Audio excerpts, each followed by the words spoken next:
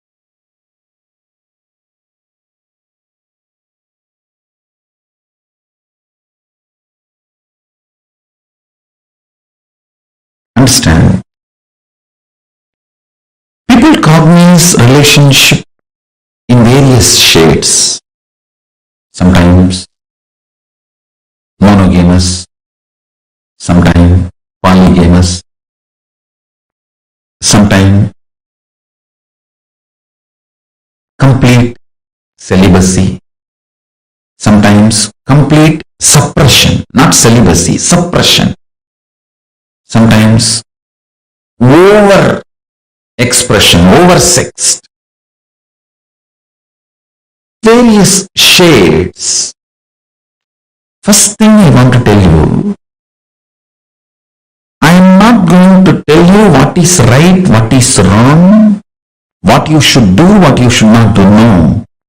I am going to tell you cosmic constitution, what Paramashiva wants, how he looks at the shades of relationships, like a rainbow shades. How he looks at the whole shades, that's all I am going to tell you. Understand? Listen very carefully, because I don't want to say something is right, something is wrong, because it all depends upon the natural selection you have done, your body has done.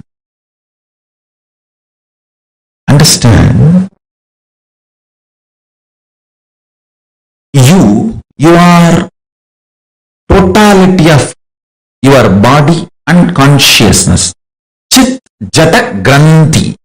That is what Hindu tradition, Sanatana Hindu Dharma, cosmic constitution describes you. Chit Jata Granthi. The conscious decisions of your Anma, soul, natural selections of your body, DNA, these two overlapping on each other, forming a knot is you. Now, this conscious decision and natural selection,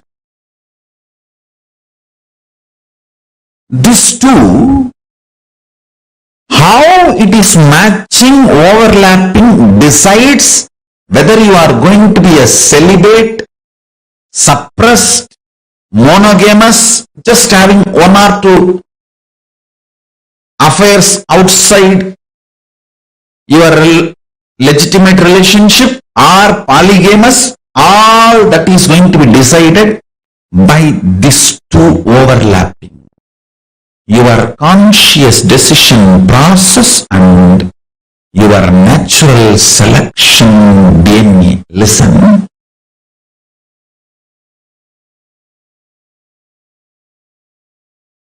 Just because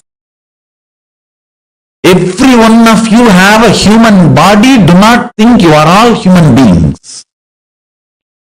This generalization is the worst crime done against you. Each one of you are unique because your conscious decision process is not measured by any so-called rational scientific methodology till now. Only the natural selection, DNA evolution, natural selection is studied. Only that part is studied and understood. Understand?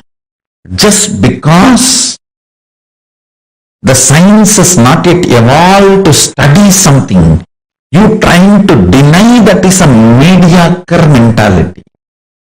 Be very clear. Do not accept authority. Faith on, blind faith on so-called rational system. Listen. Blind faith on so-called rational system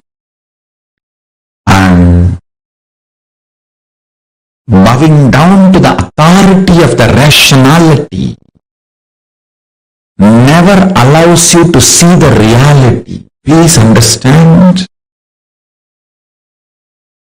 Before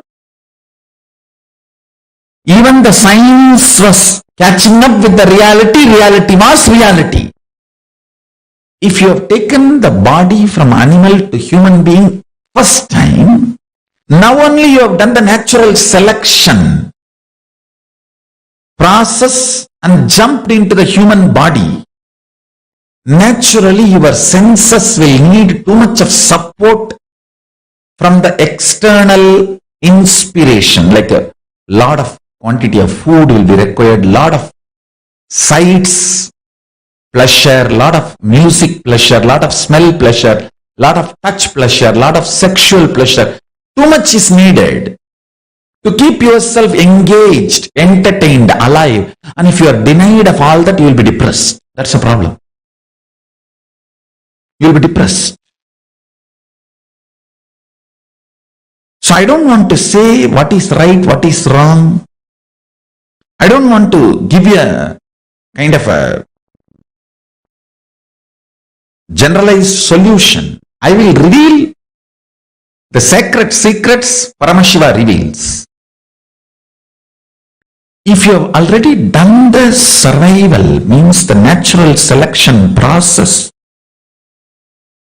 more and more means from animal body you took the jump to human body. In the human body you lived few births and you have done a lot of conscious decision and more natural selection, and you evolved your system. Suddenly, listen carefully, too much of shadow of conscious decision gets embedded into your natural selection process, and you develop something called Divya Sarira, light body, which reduces your sensual needs drastically to keep you alive and excited. Means, if your Divya Sarira develops more and more, with less input from the external world, you will be more alive, joyful, excited, inspired, radiating. You may not need sense pleasures to keep you alive and active.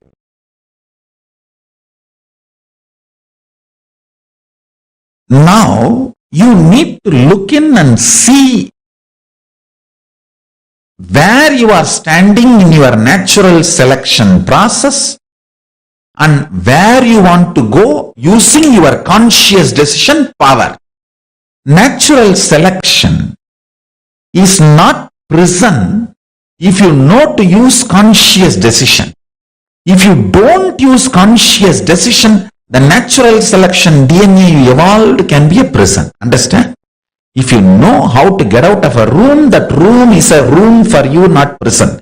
If you don't know how to get out of a room, then that room itself is a prison for you. Understand? 5 times planet Earth has gone through complete extinction. But life comes back. That life you are carrying inside. That life you are carrying inside. Understand?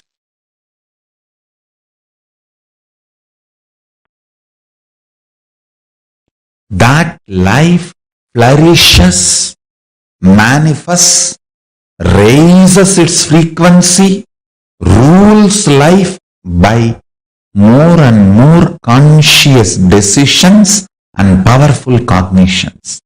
That is the greatest asset you can gather when you are a baby, when you are growing up. That is the best asset. I should say that is a fundamental right for all human beings.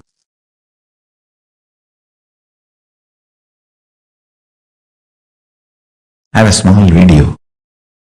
I wanted all of you to see a video called Cosmic Eye.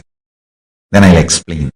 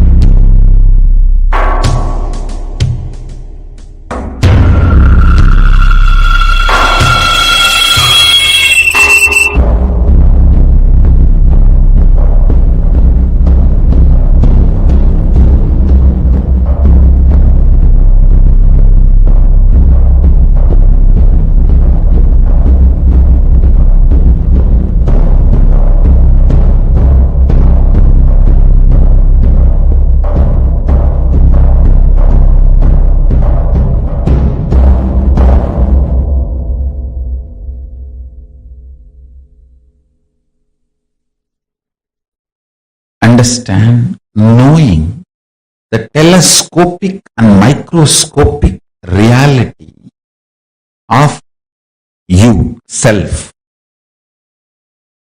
God, Ishvara, Jagat, universe, makes you make right decisions about relationships. Understand? Don't think I'm giving an impractical solution for your simple day-to-day problems. No. No band-aid solution can help you in your relationships. You think just a plastic smile can help you completely be happy with your family and relationships? No. Your core need to cognize powerful cognition. Only then your attitudes and understanding about you and life will get matured. Maturity means having the telescopic and microscopic vision, clarity, powerful cognition about everything you are handling in your life.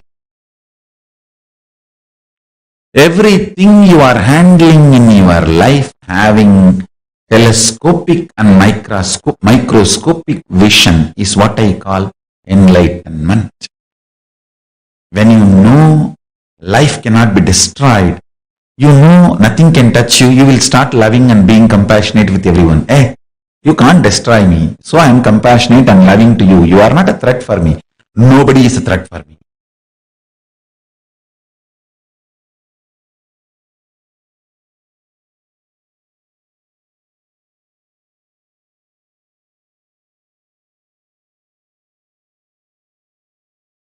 Nobody is a threat for you. From that powerful cognition, when you love, that's a real love. Understand, whether love or life or laughter or dance, everything has to be from powerful cognition.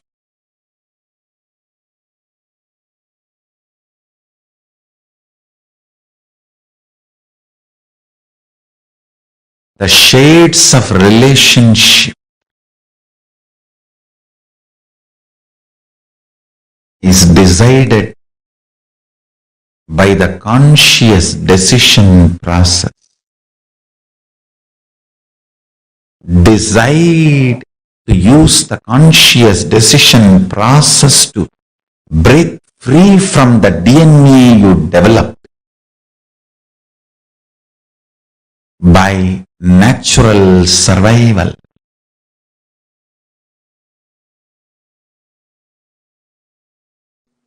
Whatever expression you do from the truth you are consciousness, sparkle of Paramashiva, whatever you manifest from this truth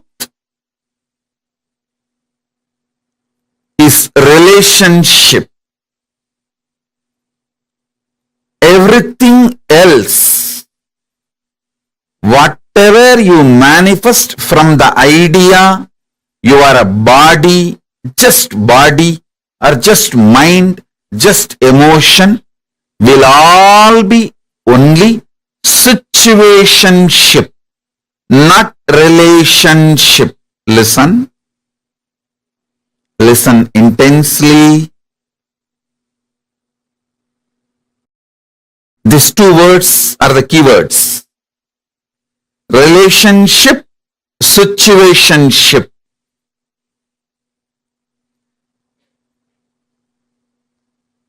The inner understanding, the core understanding about you. If you have the understanding, you are consciousness. You are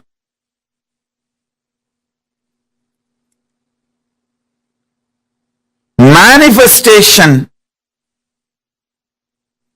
sparkle of Paramashiva.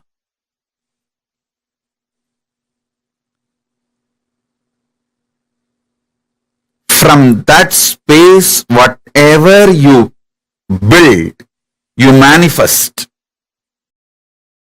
Whether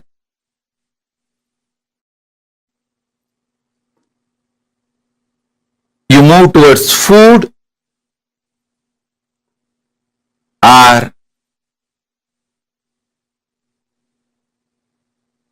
seeing, listening, touching, sexual relationship, anything. Whatever you manifest from the space you are Paramashiva,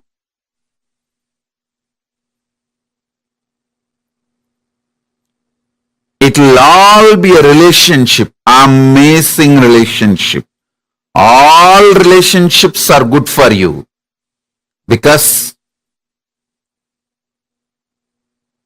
from the move, from the space you are Paramashiva,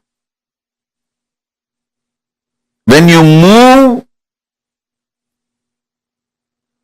towards anything, you will only experience oneness. You will only manifest more good. Understand?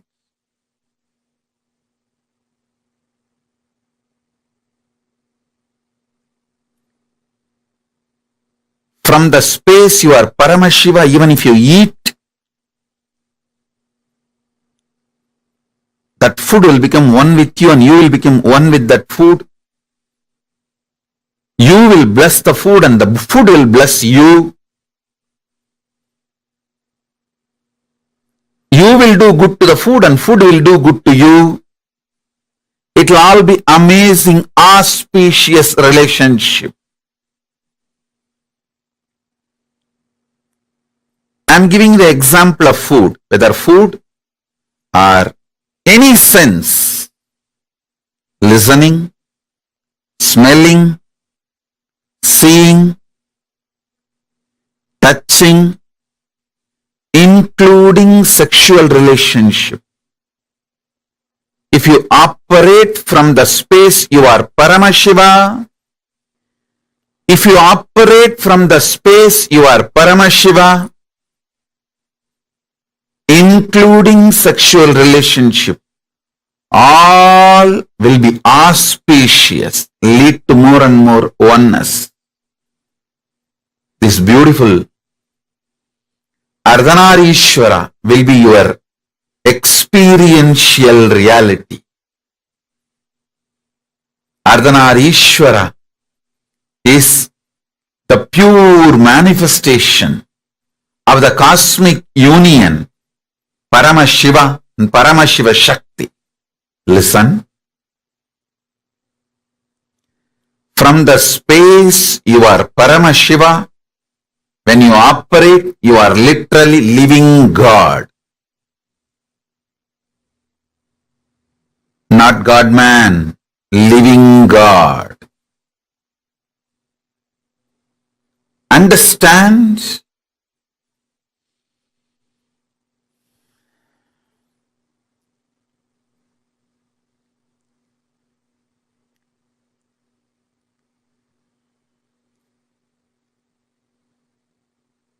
Anything you do from the idea you are a body, you are mind, it will all be just situationship. Do not expect any relationship started with the idea you are just a body and mind to be a permanent relationship in your idea, in your life. Even the word relationship is wrong. Everything you do from the idea you are body and mind is just situationship. So don't blame the situations, other person, anything.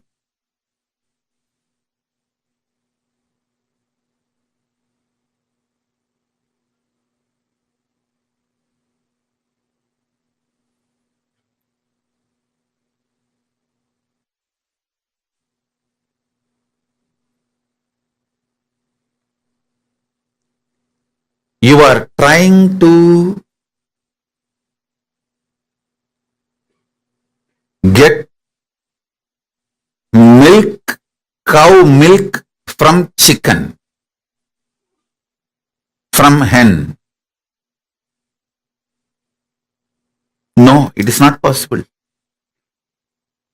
Don't expect the fulfillment of a relationship from situationship.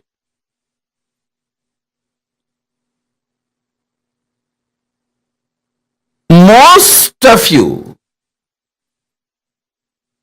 get into so-called relationships because the situation pushed you into it, that's all. Even if it was your willful decision, the will you carry is operated, it functioned, it manifested from the idea you are body and mind. See, you operate from the idea of body and mind, but you expect something which can come only from consciousness. Fulfillment, completion, peace, all this can come only from consciousness. Something which can come only from consciousness, how do you expect it from the operations you did from the idea you are body and mind?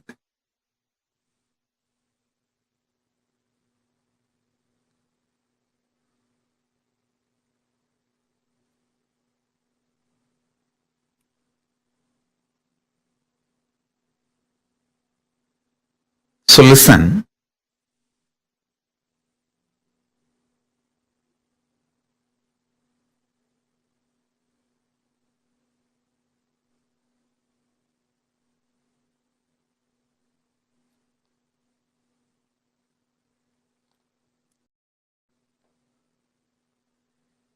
Contemplate and meditate intensely. See how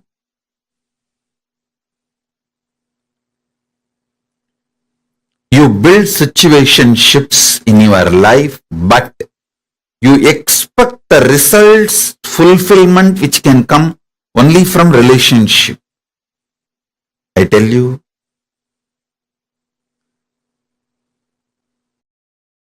from the right space,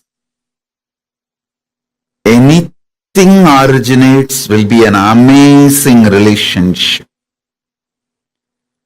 With the wrong space, anything originates will be just situationship. I am not saying situationships are wrong.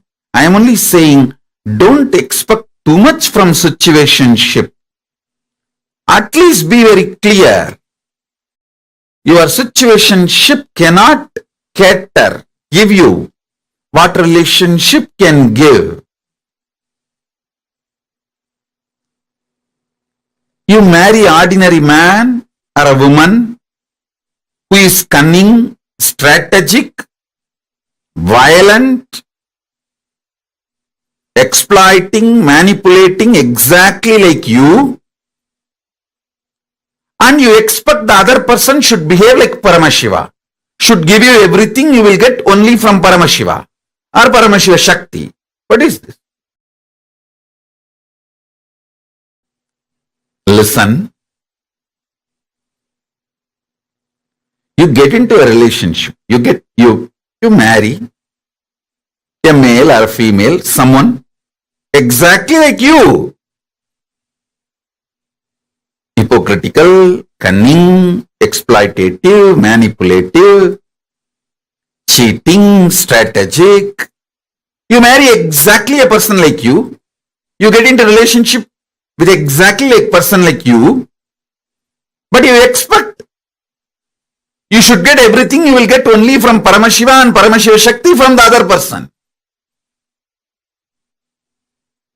Situationship cannot give what relationship can give you.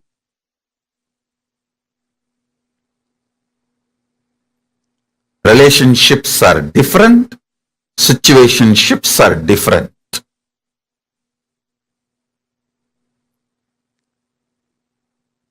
Only the absolute honest connection you have with your consciousness, through your consciousness with Paramashiva, only call that as relationship.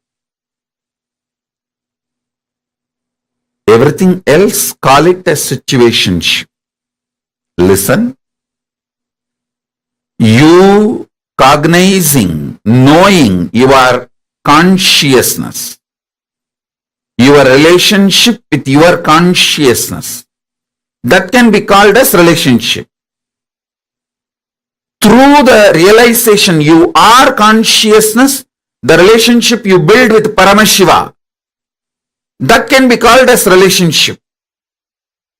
Other than this, do not call anything as relationship.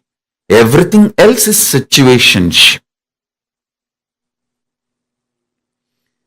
Everything else is situationship.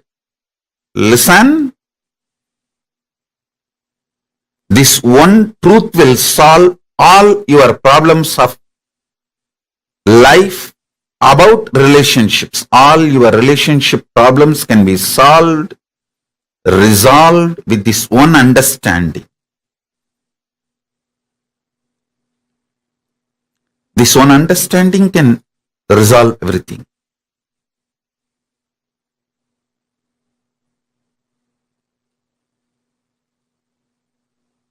Other than your conscious relationship with yourself, your conscious relationship with Paramashiva, everything else is situationship.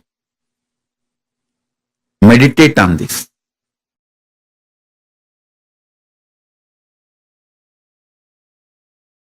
Understand,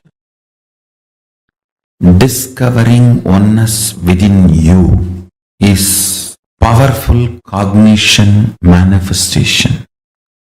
Means you apply the right powerful cognitions within you, you will discover oneness within you. You apply the powerful cognitions in your life, you will discover oneness in relationships. The whole married life in Hinduism is all about discovering oneness in the relationships. Listen, more and more powerful cognitions were asked to be applied, to be manifested.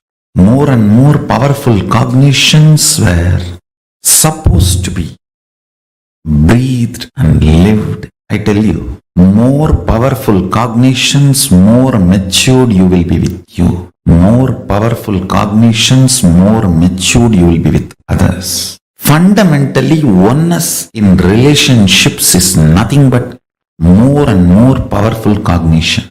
Means the cognitions you carry about you, life, cosmos, body, mind, pleasure, pain, right, wrong, sex, lust, greed, death, all this should become very high, powerful cognitions. The more and more powerful cognitions, more and more you will discover oneness within you.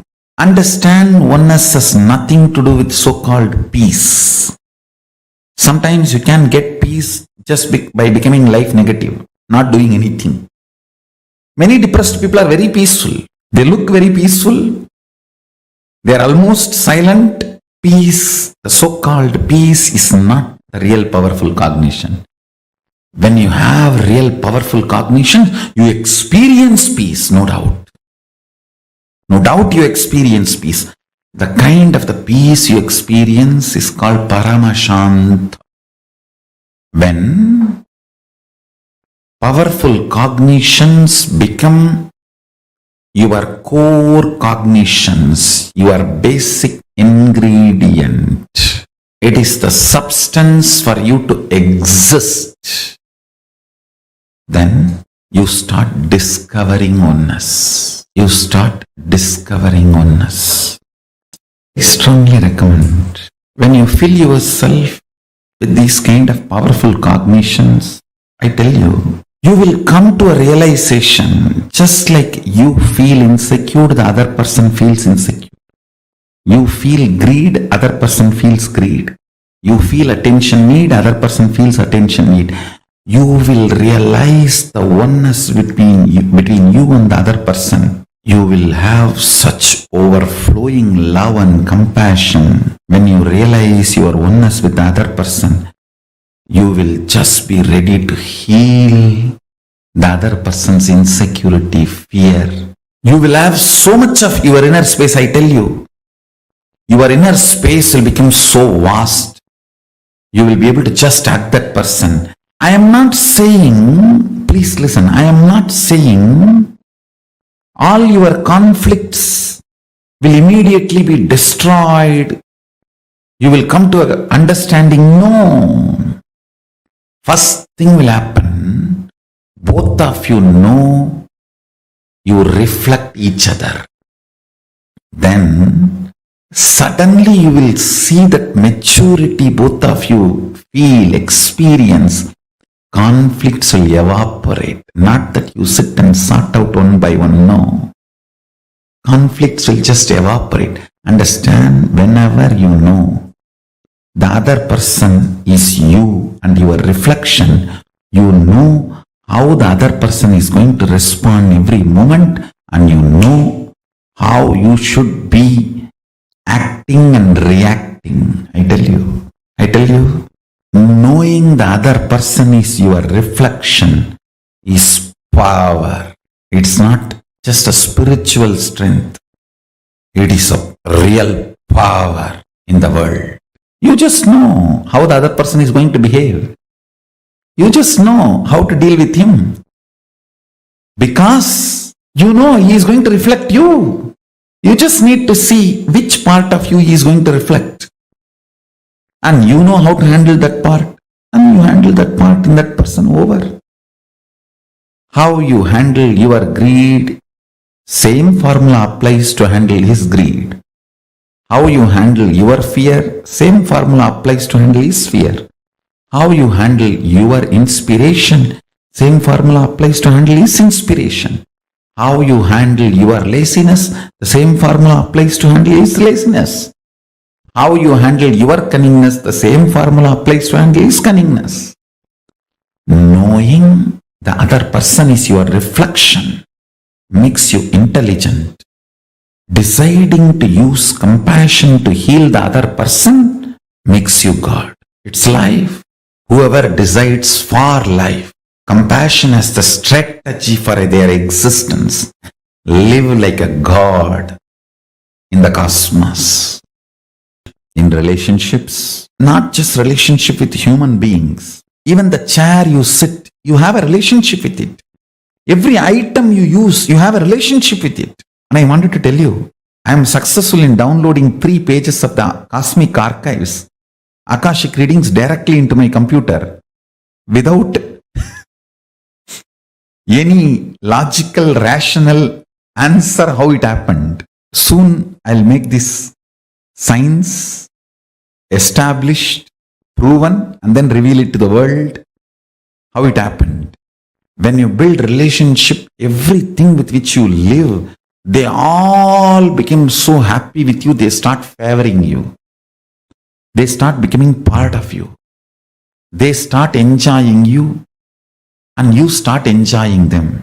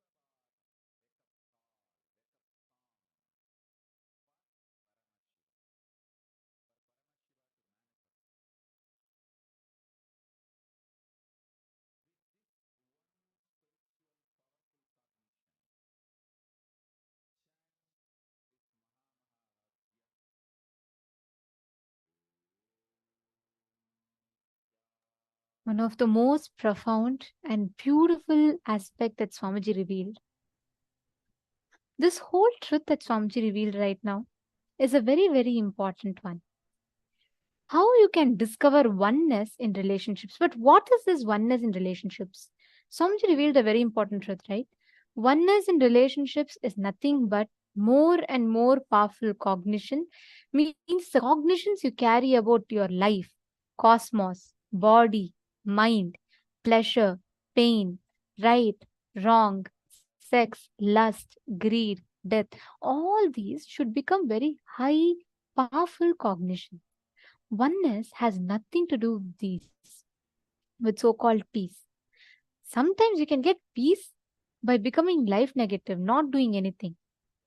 But that's why Swamiji tells, please listen very carefully. Peace is different, Paramashanta is different. World fights for peace, but it'll never bring peace. Peace is just like a temporary cognition. But Paramashanta is experiencing that ultimate absolute oneness, that Paramashanta Swarupa. Oneness has nothing to do with peace. See, sometimes you can get peace by just becoming life negative or not doing anything. That's what the world understands as peace, right? Very depressed, looking very peaceful, almost silent, but that so called peace is not the real peace. That is not the real powerful cognition. When powerful cognition becomes your core existence, your basic ingredient, it is the substance for you to exist. Then you start discovering oneness. You start discovering the space, the experience, the state of oneness. That is the real Paramashanta. When you fill yourself with these kind of powerful cognitions, you will come to a place, a realization where you will feel all the insecurities will completely drop. You will feel very secure.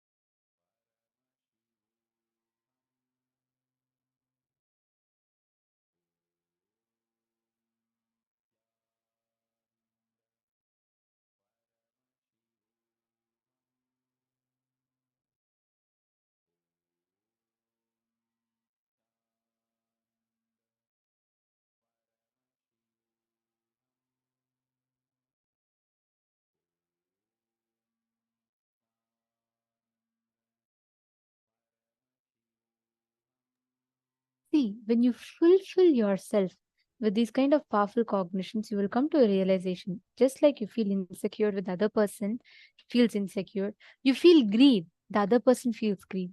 You feel attention need, the other person also feels attention need. You will realize the oneness between you and the other person. This is 100% practical. See, this is exactly what I was sharing about some time back.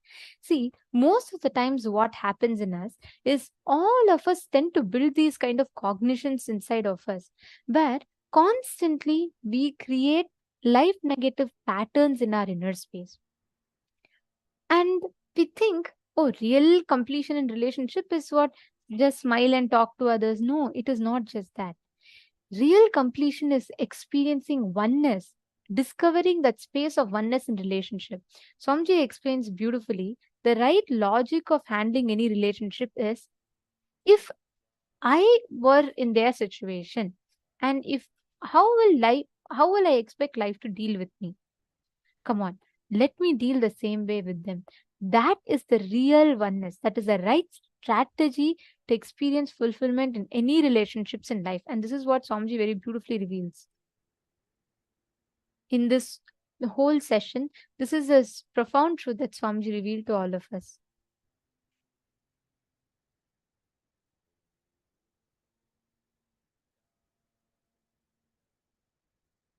See, whenever you know that the other person is you and your reflection, you know how the other person is going to respond every moment, and you know how you should be acting and reacting. With this cognition that the other person is an extension of me, then how will I want to be treated as the other person? How will I want to know? How will I want to experience? Will I like if the other person treats me this way? The answer is no. Then you should also not do the same to the others. That is, Swamiji tells, this is the commandment for all the devotees and disciples. Do not do unto others which when done to you will cause pain or suffering in you. Do not do unto others which when done to you will cause pain or suffering in you. Knowing the other person is your reflection is power. It's not just a spiritual strength, it's a real power in the world. You just know that everyone around you is a resource for you, is an added resource for you from the cosmos. It'll only be like a extra layer of power added to you, a resource added to you. How you handle greed, the same formula applies to handle his greed. How you handle your fear, the same formula applies for you to handle the other.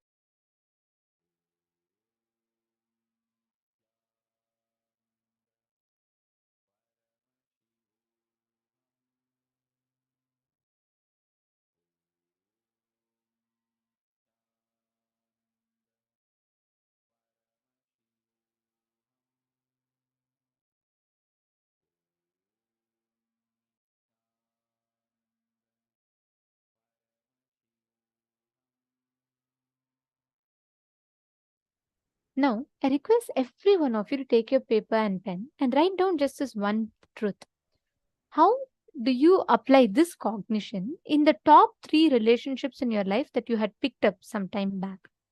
Just take a few minutes and write this down. Write down how you will apply this cognition in the 3 relationships of your life. Please take a few minutes and pen down.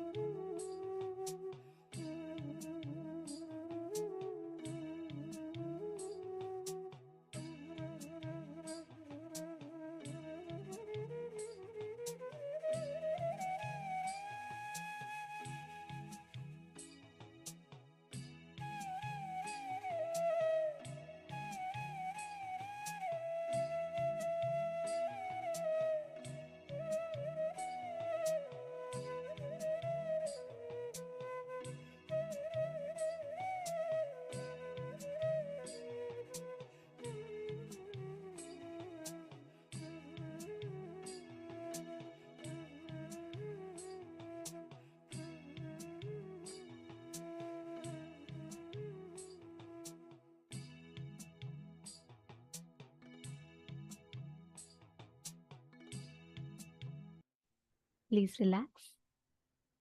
Okay, so please understand now what each of you have worked on right now, what each of you have written down.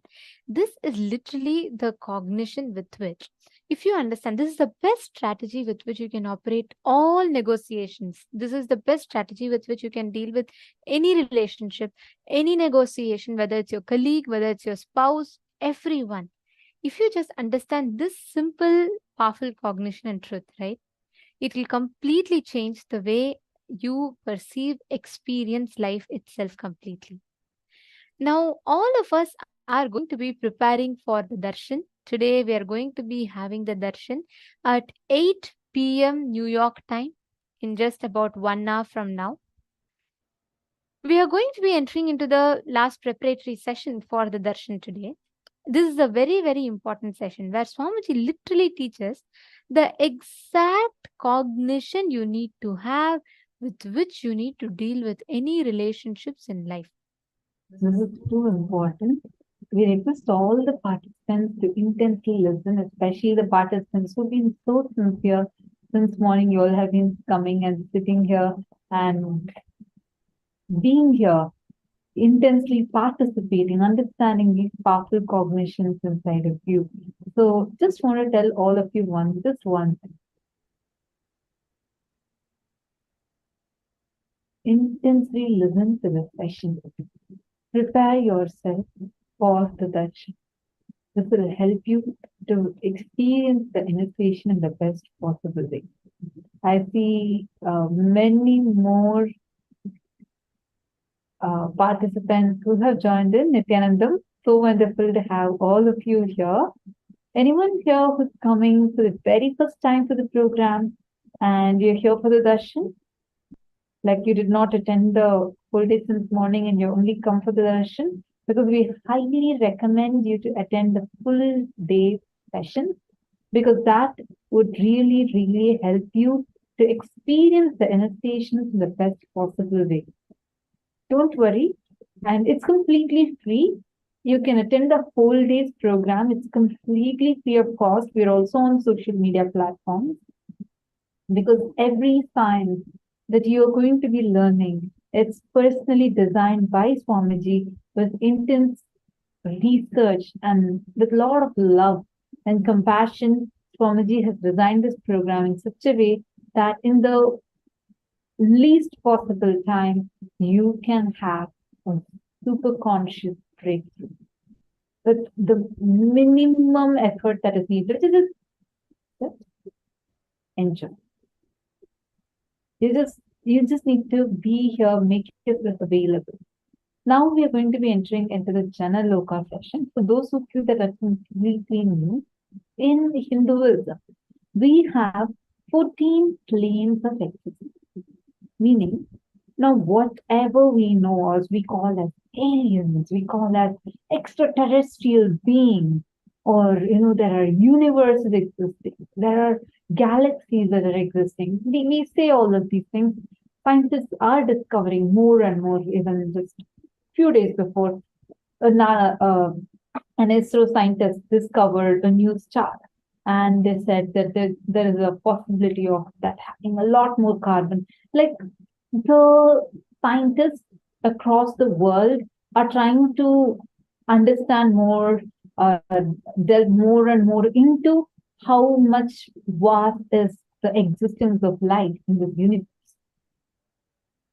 But thousands of years before, in Sanatana Hindu Dharma, our great scientists, who with such advanced technology and precision have given clearly in the Vedas and Agamas, to be more precise, in the Mrigendra Agama, we have a clear description of how many planes of existence are there. Do you know something? Whatever we know as the known universe, I'm not just talking about planet Earth, solar system, Milky Way galaxy, or Andromeda galaxy. No. Even what we think as these are so many millions of light years away, whatever we have discovered so far, all of those plus what the scientists are visualizing, saying this much more the universe exists. All that only comes under one plane of existence called as the Bhumandala, the Bhuloka. Above Bhuloka, we have Bhuvarloka. Then above that, we have Swargaloka.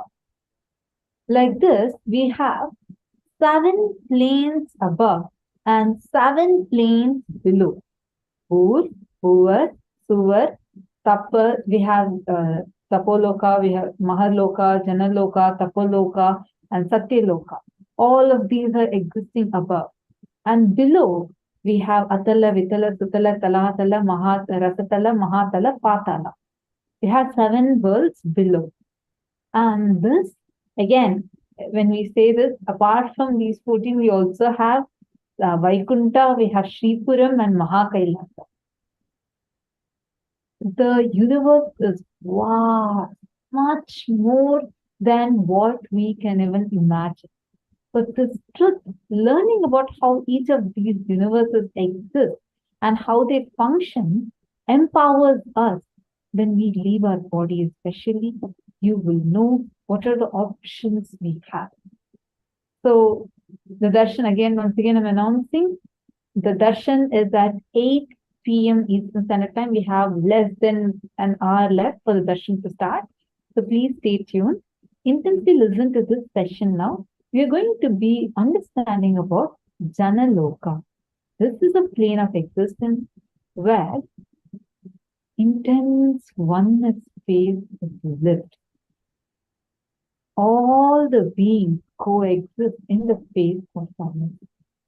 If any of you have any questions or doubts, feel free to post it in the chat section, in the chat or in the comments, so that we will be able to help you understand it. Now let's enter into the session. Let us now listen to the revelations on Janaloka.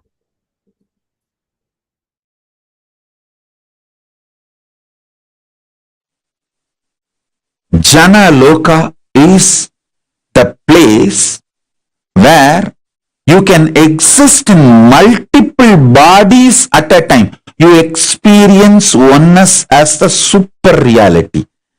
Anyone who experiences Jana loka loses all forms of violence and fear, because you know you exist in everyone. Jana loka is centered on oneness expanded into multiple beings. Listen, if you are experiencing oneness, it is Maharloka. If you are experiencing oneness during the multiple expression, even though there are many people, but you know you are in all of them, that is Jana loka. Even if you listen to these powerful cognitions, you will be irreversibly empowered.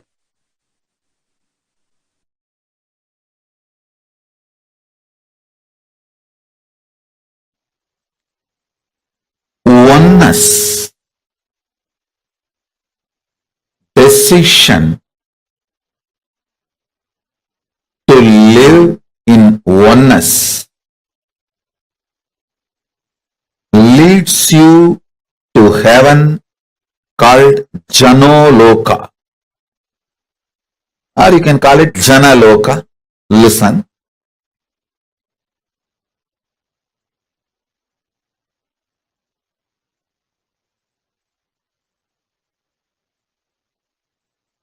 I'll give you this example.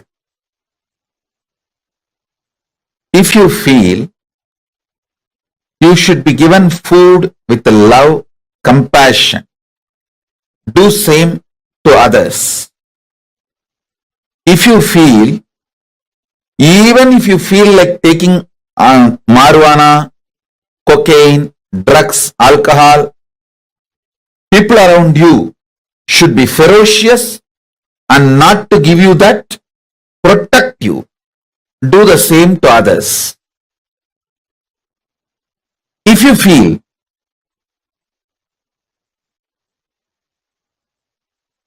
the right thing should be done to you with love, do the same way to others. If you feel you should be protected from the wrong things, do the same to others. Listen carefully. There is nothing called right or wrong in Jana loka.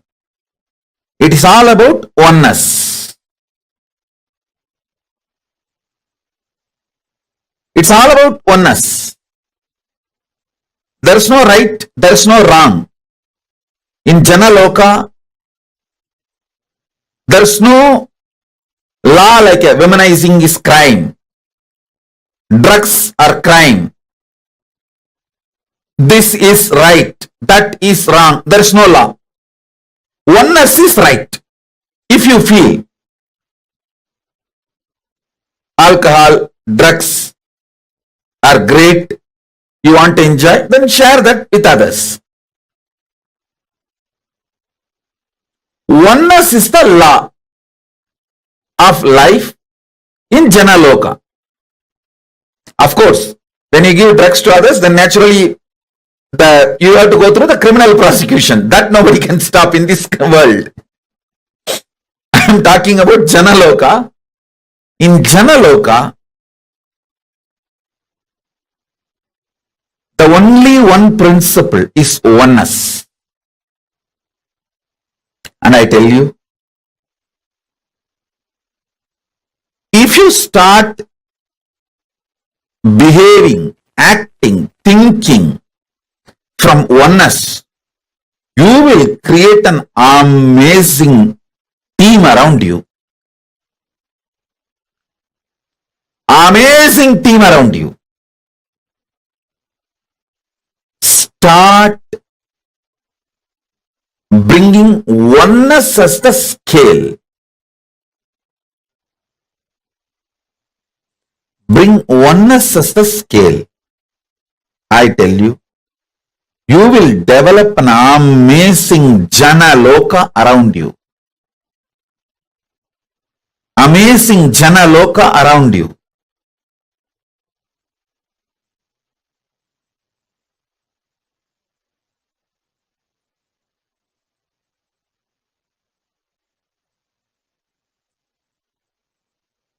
Understanding oneness, celebrating oneness, wherever you can't implement oneness due to the law of the land, making it clear to people around you, hey, this is what is oneness as far as I understand. That's what I do to my body, myself. But the law of the land requires this. I wanted to tell you clearly upfront. Even if you start making things clear, you will develop an amazing team around you.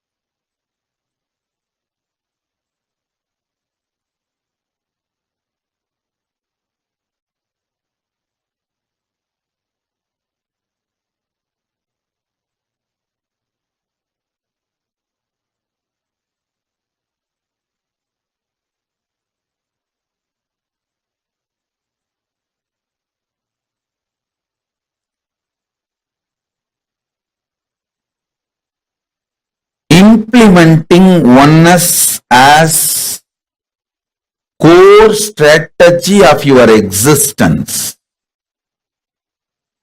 makes you to go to Jana loka and makes the Jana loka manifest around you.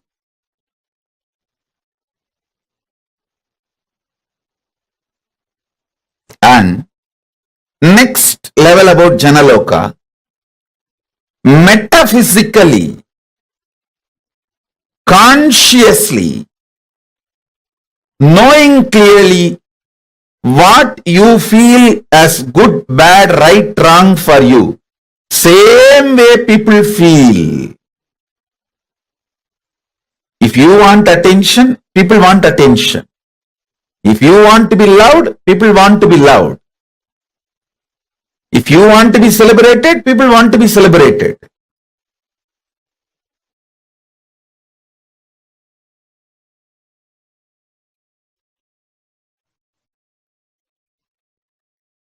Jana loka means where billions of beings exist in complete sync. All of them are in the state of Advaita. All of them feel one with each other. Listen, Nithyananda of Jana loka experienced the oneness experience 360 degree at the age of 12. If you know what I experienced, what I describe as first enlightenment experience, that 360 degree, I felt I am alive. How much I am alive in the skin, the same level I am alive in the stone, plants, everything around me. After that, I could not even pluck a grass. Even for puja, I will only take the part of the grass, leaving the grass to live. Only one part I will take it and offer it for puja. I cannot uproot a grass.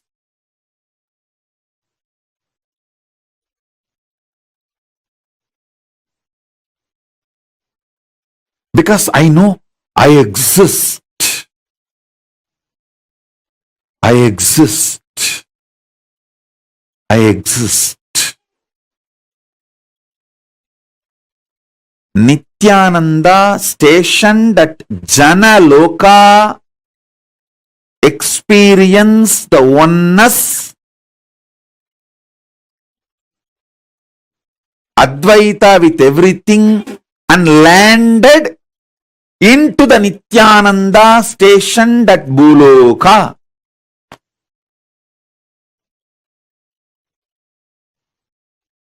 Arunachala hill is connected to the whole, all 14 lokas. He is 14 loka. Embodiment of 14 loka, Paramashiva.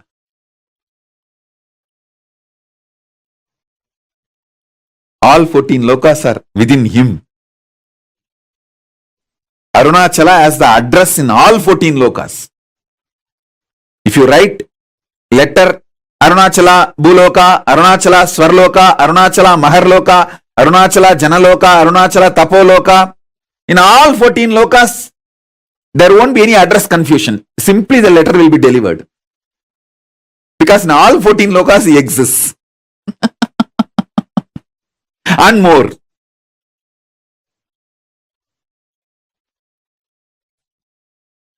Because he is the linga. He is the linga.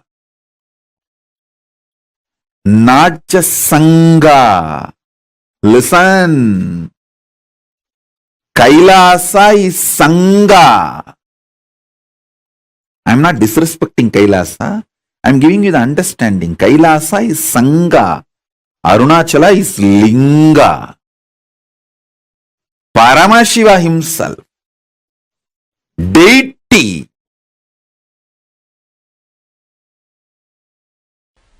actually, to tell you honestly,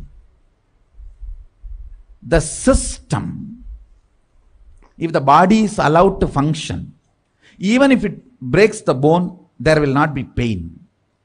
Pain is why me, that's all is pain. Not the fracture, not the, I am telling you from my experience, I had a fracture, multiple compound fracture. We have videograph from those days I used to go for this horse riding.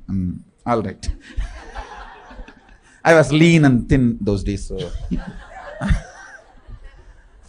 So I was going on the horse and we were coming near the Vaidya Sarovar. Some of my brahmacharis saw me and they got excited and played that Karupaswami song. Karupaswami song is that Kalabhairava's invoking Kalabhairava's song that like a Swagatam means, oh Kalabhairava, please land, come. We usually use that song for invoking Kalabhairava. And suddenly I saw that Kalabhairava was opening up in my body, and the body has become triple time heavy. Usually when he lands, it becomes very heavy. And that horse got frightened. It was not actually poor horse's mistake. That fellow, he was... Suddenly, if you see, 3 persons are sitting on you without... You see, horses, if they see somebody is claiming on him, he will be psychologically prepared. And the poor fellow is not seeing anybody climbing on him, but the weight has become suddenly 3 times more. He got shaken. He started running, so I fell and I had a fracture. I just got up and said, I think there is a fracture, let's give a medical attention. Morning 7:30 the fracture happened, we have a video. And then I described how in our naval center we have our emergency 911 ambulance. So please understand, all our bodies are equipped to handle all our emergencies. Every medicine needed is in our naval center. Manipatmeham. That Manipatma in the navel is nectar. It has everything to repair our body. So I was seeing very clearly from there all the emergency supply going to that place to repair, and I was describing the whole scene. And only evening they did whatever need to be done, the surgery and everything. I insisted that do it without anesthesia, but they said, no, you are a VIP, we can't take the risk. And all right, anyhow, that story is different. I tell you from my experience, fracture doesn't give pain if you think why me gives pain. At least I have 5 incidents of my kids falling and having fracture. No question of even pain. No, not even the idea of pain.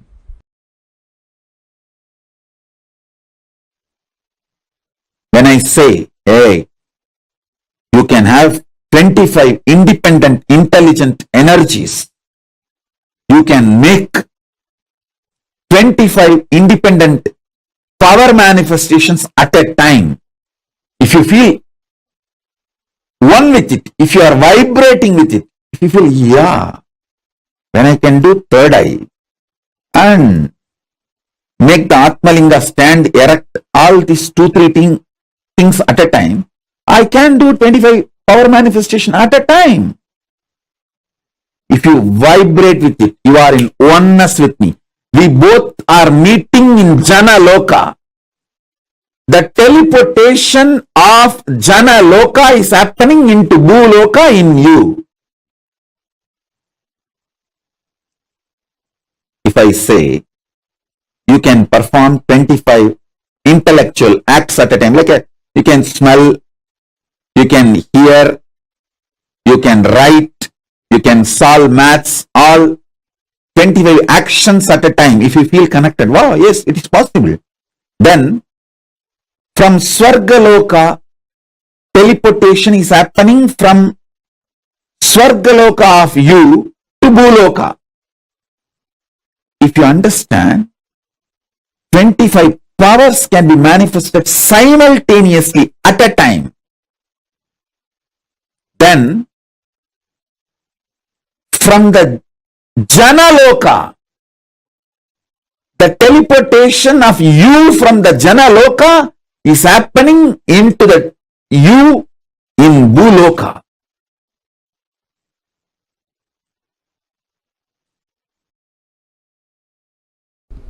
If this consciousness can move these hands, why not the air next to the hands? Why not the stone next to the air? Why not the hill next to the stone? The powerful cognitions have started manifesting. And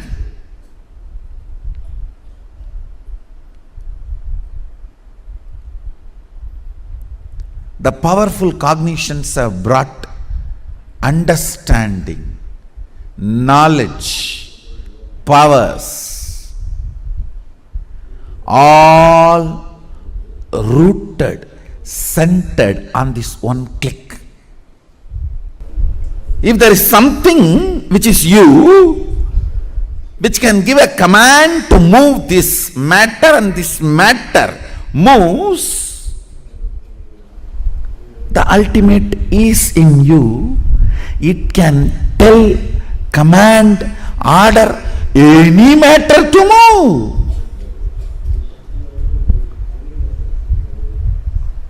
Understand?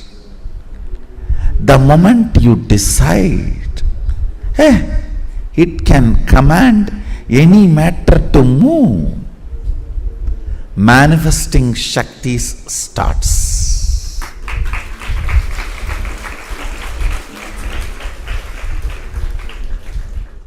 I am telling it is not moving is inauthenticity, powerless cognitions, the conclusions before even you try. Have you told this board to move and it did not move? If that is the case, you have not told to the board the way in which the board can listen. So change the method of telling till the board listens, not doubt the technology of Advaita, which is the source.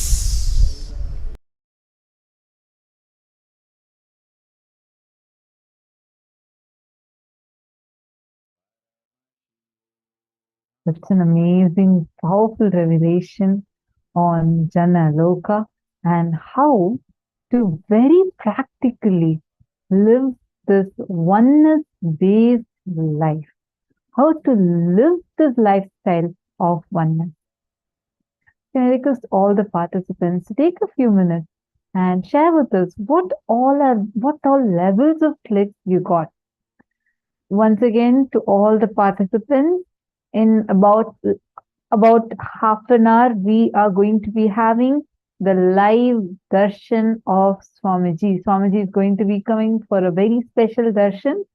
So please stay tuned. We have it at 8 p.m. Eastern Standard Time. Can I request all the participants that are here right now with us? What did you understand about Jana Loka? What did you understand as experiencing this space of oneness? Please take a few minutes and share. Each of you can post. What did you understand? What does it mean to be in that space of oneness according to you? Because this is one of the most basic key to understand the truth, or how you can have successful relationships in life. This is the key, the fundamental key that Swamiji has revealed to us. So come on, can I request every one of you to please post in the chat? What did you understand as Jana Loka? Everyone is my reflection. Diana's below has posted, understanding that everyone is my reflection. However, it would be Jana. That will be the spelling of Jana Loka. Jana.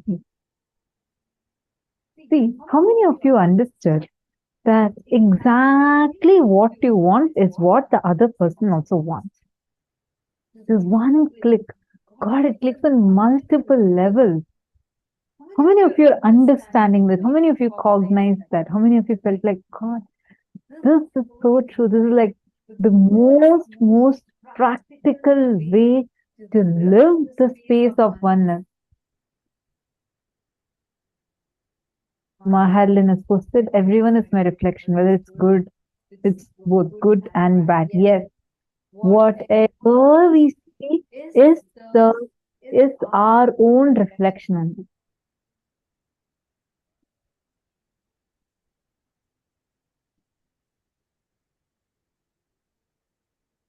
Expanded into multiple beings. Absolutely, yes. Maharatna Prabha, that's the way Jana, loka exists. Now, what did Swamiji say about what if you start doing? Okay, question to everyone. What if you start doing? You will be able to build an amazing teamly around you. What is that one thing? When you start doing, you will be able to build an amazing teamly around you.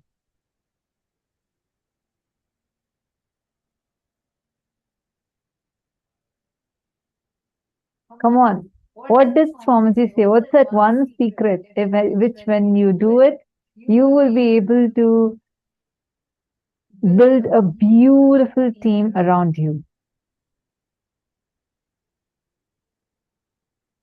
Ma Shanti, is it love? What is the exact thing Swamiji said? Come on. What is that one thing which when you do, you will be able to build an amazing teamly around you, an amazing team, and who would be like your own extension. What is that one thing? I actually gave you all the hints. Come on, every one of you, please post whatever you understood, whatever you think as that one thing.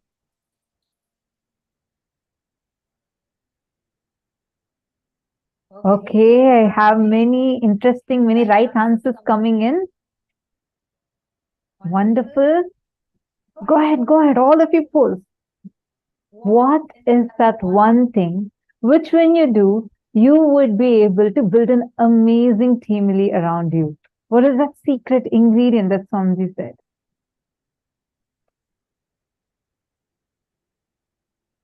Okay. Many people are giving me the right answers. I'm not going to tell where. You all can also not look into your Zoom and guess because we have 10 Zoom rooms that are there. In various rooms, we have different answers coming.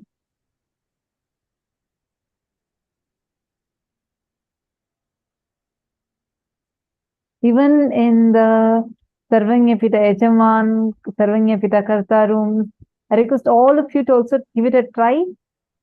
Ma Kala Kala Priye and Ramesh Kanalaya, what is that one thing? What did Swamiji say? What is that one thing which when you do, you will be able to build an amazing teamly around you?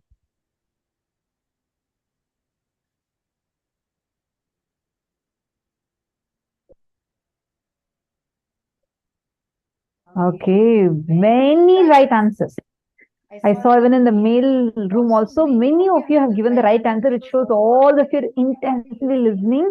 Your right answer is the space of oneness, where you know what exactly you want is what the other person also wants. And as Ma Prithvi, you have also posted saying that you being very clear from your side, like Swamiji explained, at least that's the right step to start with. Even making things very clear will make you so powerful and make you start building an amazing team. Wonderful. All can give a good hand to all the people who have posted the right answer. So now, can each of you give me an example how you are going to be implementing this space of oneness in your lives? Come on.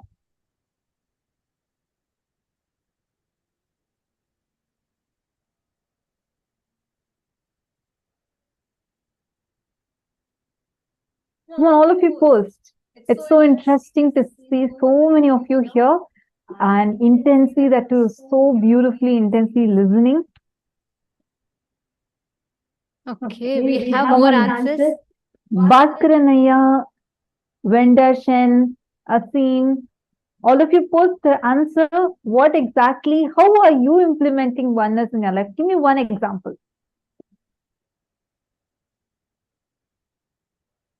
All of you post, come on, take a moment, and you're going to give me an example. Bhupendra Aya and Manoj Talwar Aya, how are you going to implement? You're going to give me one incident. What you understood from what Swamiji said. How are you going to implement this strategy for your life as oneness? Give me one example of any one situation. It can even be your spouse is coming for an argument and you're going to use the power of oneness to deal with that. Just kidding. So you have multiple options. Come on, you can give me any one example.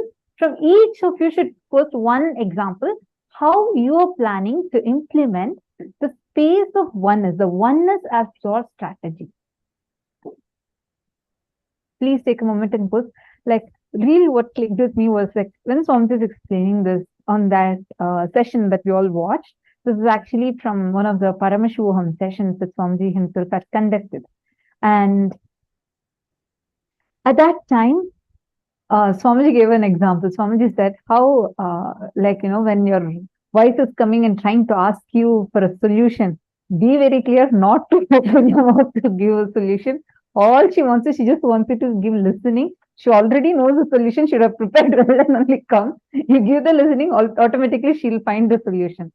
See, it's basically you looking at what you want, exactly the same thing the other person wants.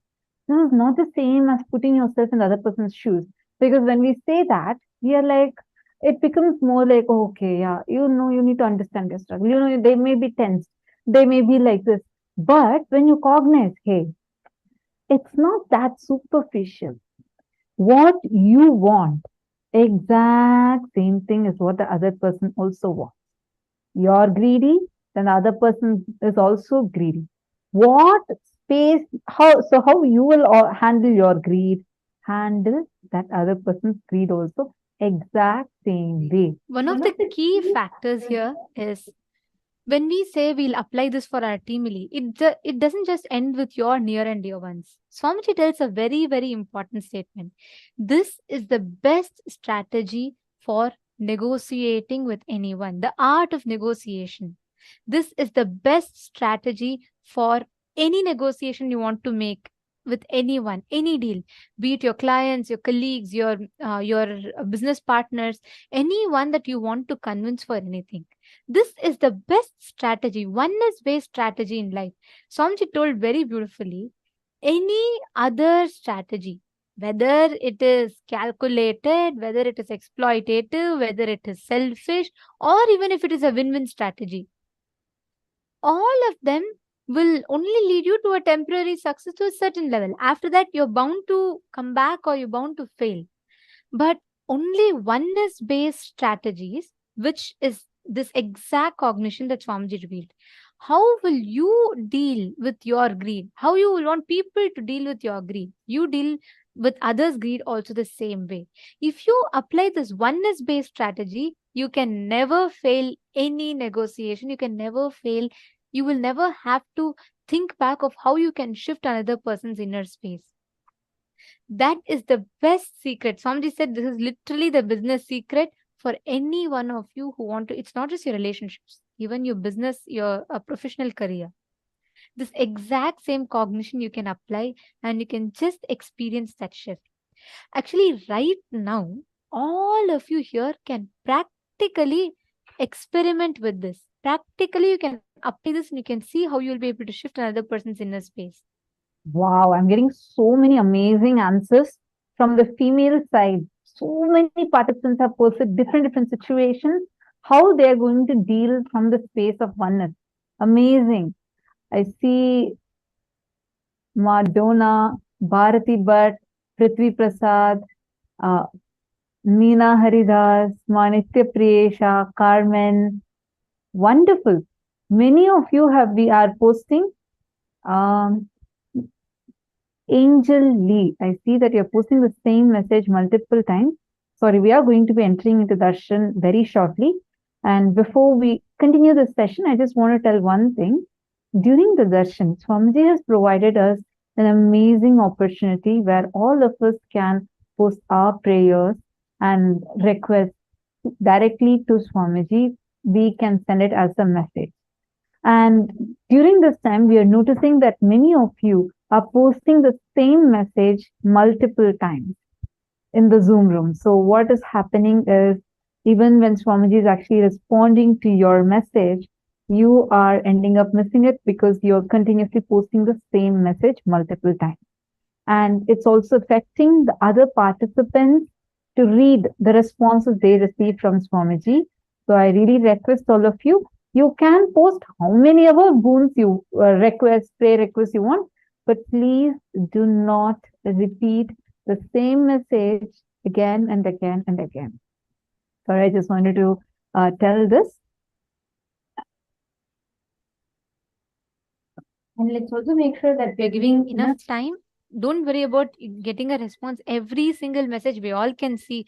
Swamiji never misses a single message. He attends to every single of our prayer requests. So please, let's make sure we are respecting the sanctity and at the same time being sensitive to the others who are waiting for the darshan.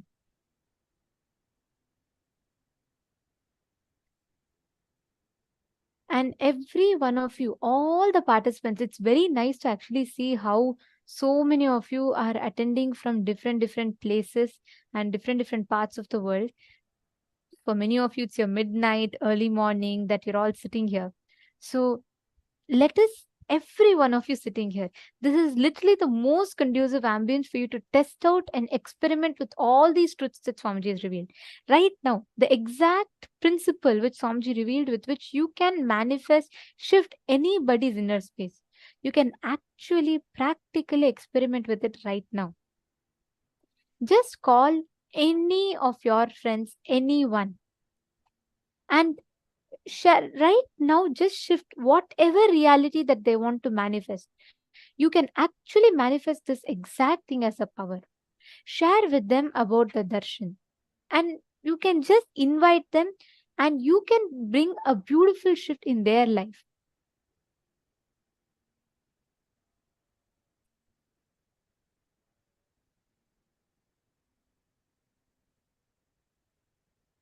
Every one of you can actually right now apply this beautiful cognition that Swamiji revealed and apply this in your life.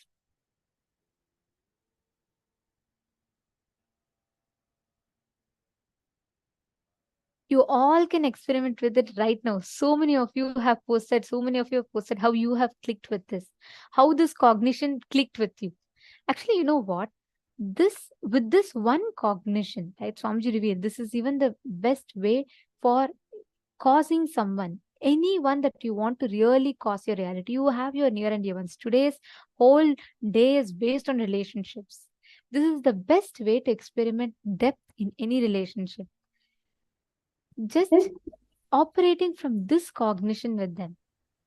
Okay, see many answers that were there for the previous question also. Manoj Talvaria, Swamiji has given great insight of oneness. I'll apply oneness at my workspace. I can see that it will make everyone more productive. Yadnesh, just be in unclutched space. That is the best strategy. Okay, wonderful. I have experiences as well where I noticed I getting attracted to only and exactly someone who would be attracted to me already, and I am connecting specifically in that way. Good. I see each of you cognizing this truth in different ways. See, all of you understand. Now just take a moment to apply this. Just look at this, what Swamiji said. What you want is the exact same thing what the other person also wants. Right? You're going to use this as your power right now. You can call any person, anyone, especially the people who you feel that, this cognition, you first want to experiment and try. Understand this power. Every time when Swamiji gives you a powerful cognition, when you just experiment with it, like just play with that cognition, whether it has already become your experience or not, because Swamiji said it is definitely true. So you can just take that and say that because Swamiji said, I am going to stick to this and I'm going to operate from this cognition. You will see immediately it will become your experience. It will be you'll have fun right now. Who all want to have amazing relationships in your life? Take a moment. You're going to do this experiment with us right now. Take this powerful cognition, contact any one person, anyone. You're going to talk to them into their listening, where You can enrich them, help them in anything they want in their life right now. From this powerful cognition of oneness, if it's going to call them, you're going to just connect with them and you're going to give your intense listening.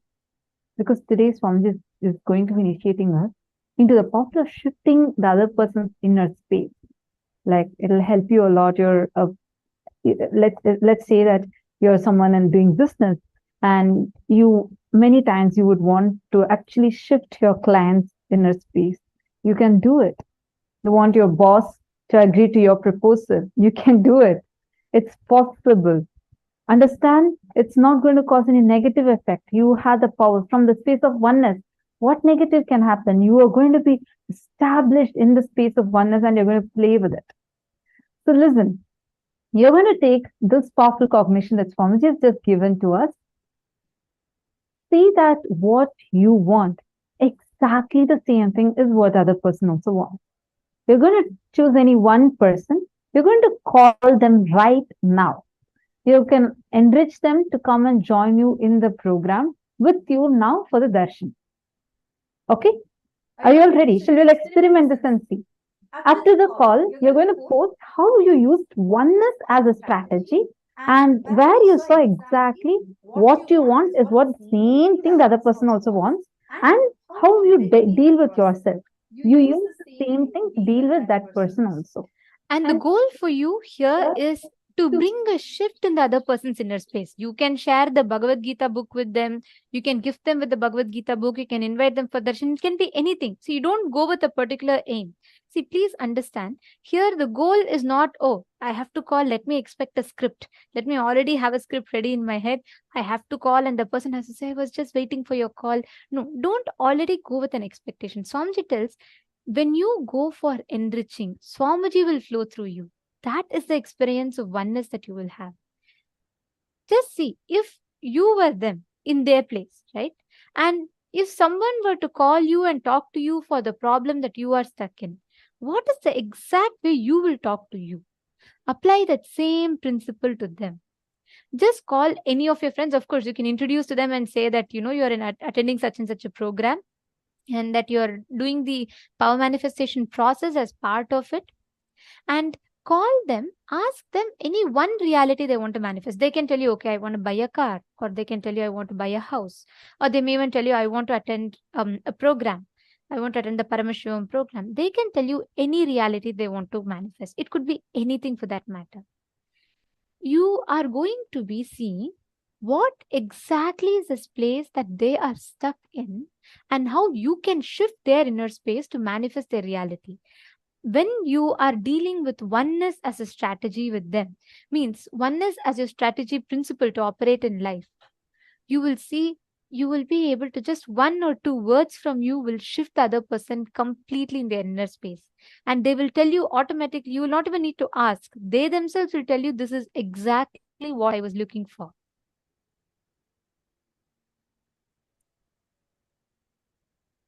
Masato Takeuchi. Masato Takeuchi Nithyanandam, I read your message that you have posted regarding your father. Don't worry. The first thing, you have to deal only from the space of oneness in your life. All forms of violence is not from the space of oneness. I understand the difficulty that you would be facing. There is a solution for it. Now what you have learned in this session, what Swamiji has taught us about what you would want is the exact same thing that the other person in your life also wants. Whatever you are looking for, that is exactly what your father is also looking for. Just take this as a powerful cognition. I appreciate the effort you've taken to open up. I know it would be difficult, but you've beautifully opened up and you've posted your message. Don't worry, because you're at the right place. Swamiji can heal your father, and the best thing that you can do to repair what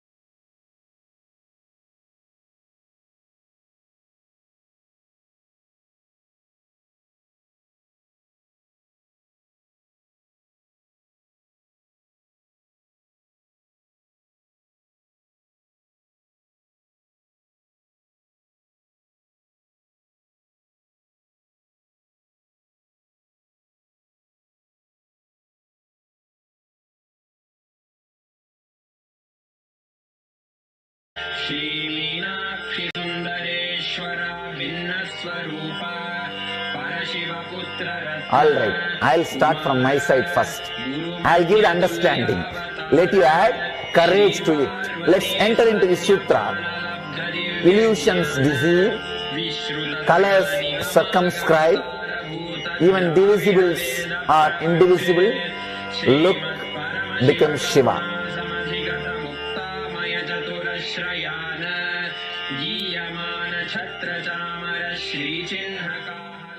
Welcome you all with my love and respects. Before entering into the sutras, I want all of you to just sit for a few seconds. Sit straight and just prepare yourself. Because this understanding about which I am going to talk gave me the courage to leave the home. Today's subject is Maya. Actually, many times, the young age I used to think I should leave the home, go around, live a sannyas life. Suddenly, one day, when I was reading one of the Shankara's work on this Maya, somehow the concept clicked. The word Maya cannot be translated into English. Thinking the lesser reality as the higher reality is what we call Maya.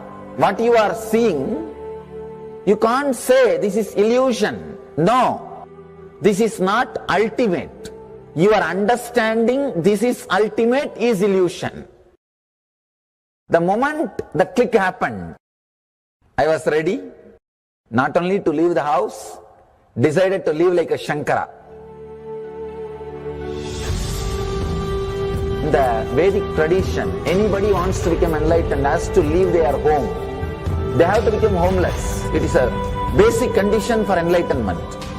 You can't be in your hometown. You have to start wandering, studying, because to enter into the ultimate truth, you need to have the courage to go behind wherever it leads. There is a beautiful sutra in Brahma Sutra, the first sutra of Brahma Sutra. It says, Atatu Brahma Jignasat. Let us inquire into the reality. It says, only a courageous person who is ready to go behind wherever truth leads can enter into this science. In those days, we had a beautiful system. When somebody becomes enlightened, he will go around and sit with all other scholars, pandits, learned people, and he will open up his understanding. The other person will open up his understanding. Whoever can take the other person to the deeper level of understanding will follow him. That's all. That is why exploring the truth into the deeper and deeper level has been made as a compulsory basic value for anybody who wants to explore the reality, explore into the truth. What we need to understand from this story, courage to go behind the truth, wherever it leads. Even they are ready to gamble with their life, but they are ready for truth.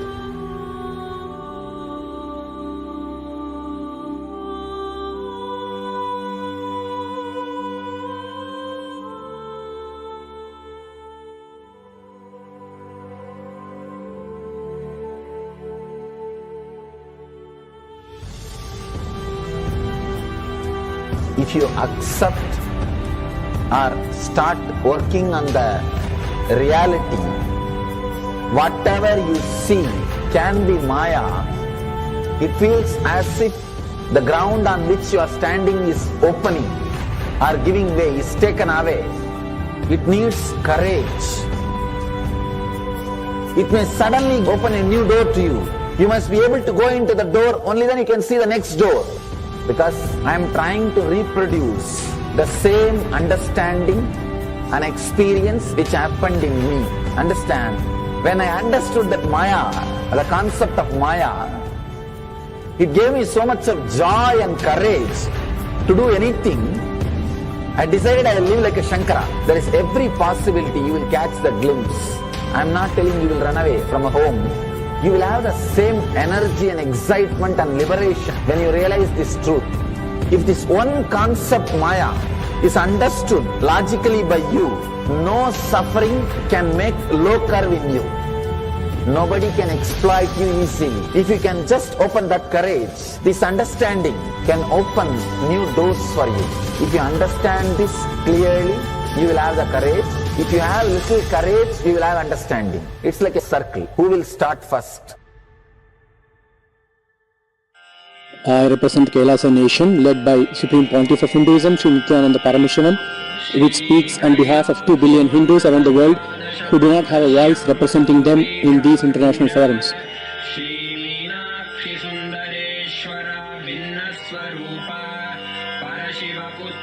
Alright, I'll start from my side first. I'll give the understanding. Let you add courage to it. Let's enter into the sutra. Illusions deceive, colors circumscribe, even divisibles are indivisible. Look becomes Shiva.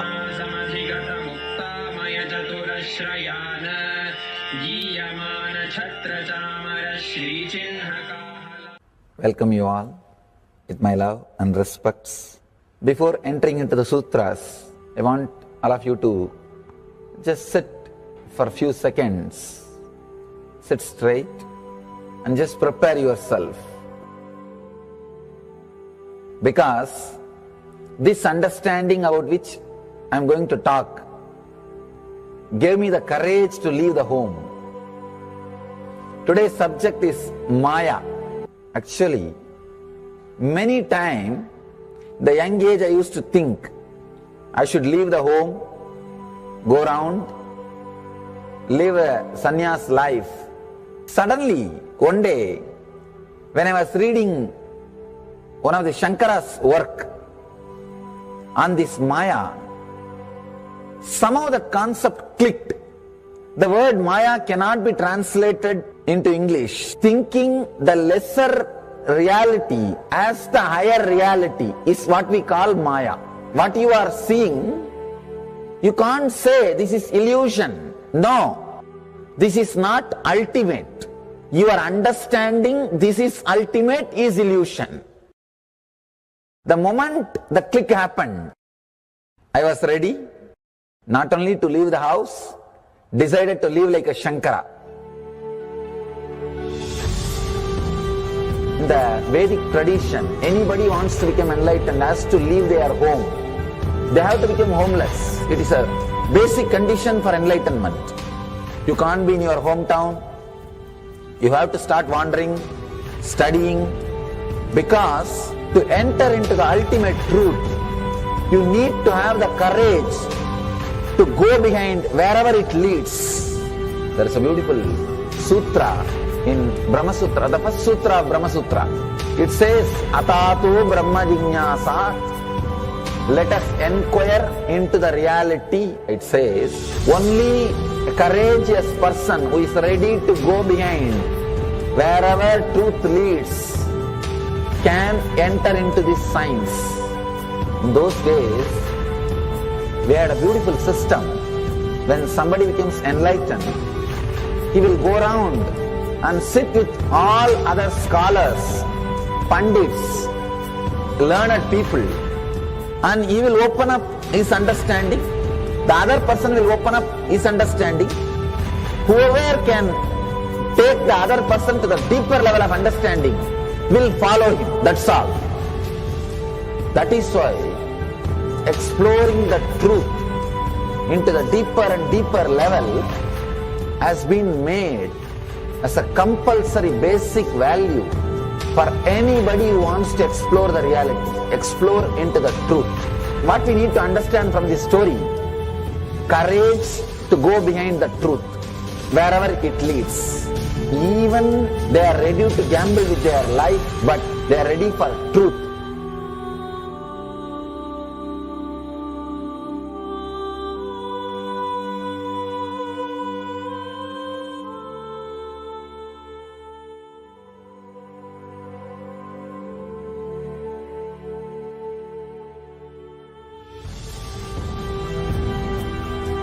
if you accept or start working on the reality, whatever you see can be Maya. It feels as if the ground on which you are standing is opening or giving way, is taken away. It needs courage. It may suddenly open a new door to you. You must be able to go into the door, only then you can see the next door. Because I am trying to reproduce the same understanding and experience which happened in me. Understand? When I understood that Maya, the concept of Maya, it gave me so much of joy and courage to do anything. I decided I will live like a Shankara. There is every possibility you will catch the glimpse. I am not telling you will run away from a home. You will have the same energy and excitement and liberation when you realize this truth. If this one concept Maya is understood logically by you, no suffering can make low curve in you. Nobody can exploit you easily. If you can just open that courage, this understanding can open new doors for you. If you understand this clearly, you will have the courage. If you have little courage, you will have understanding. It's like a circle. Who will start first? I represent KAILASA nation led by Supreme Pontiff of Hinduism, Sri Nithyananda Paramashivam, which speaks on behalf of 2 billion Hindus around the world who do not have a voice representing them in these international forums.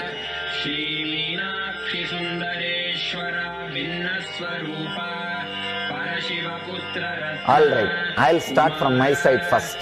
I'll give the understanding. Let you add courage to it. Let's enter into the sutra. Illusions deceive, colors circumscribe, even divisibles are indivisible. Look becomes Shiva.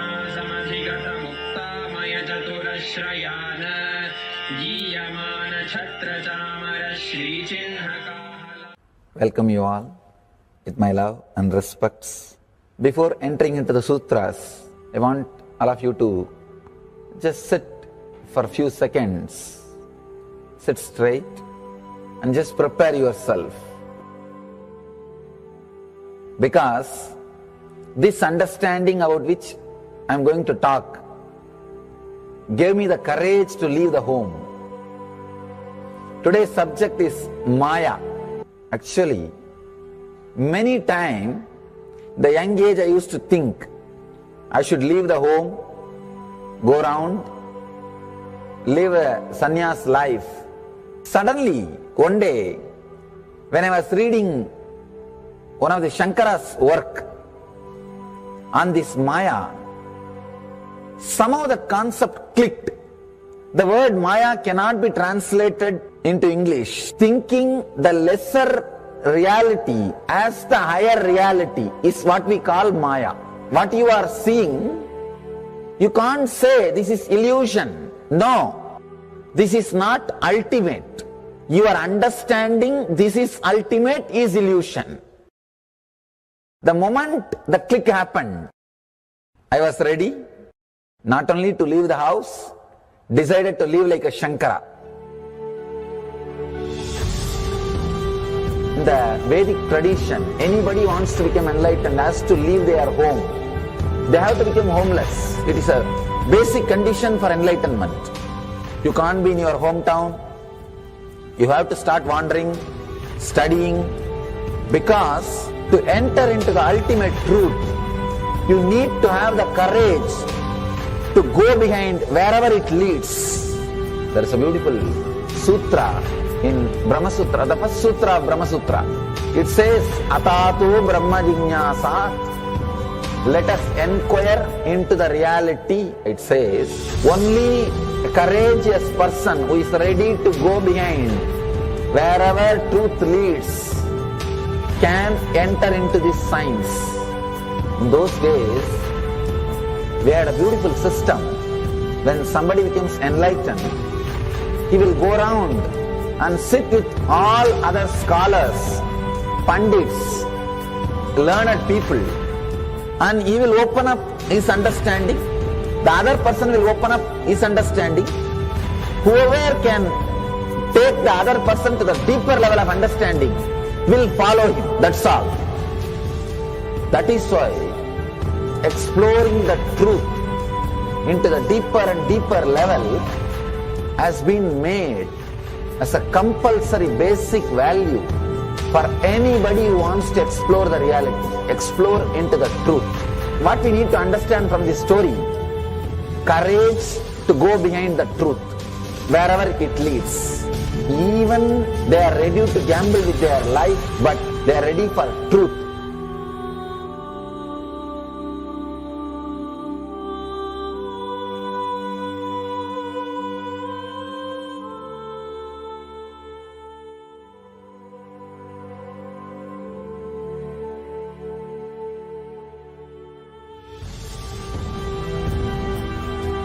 If you accept or start working on the reality, whatever you see can be Maya.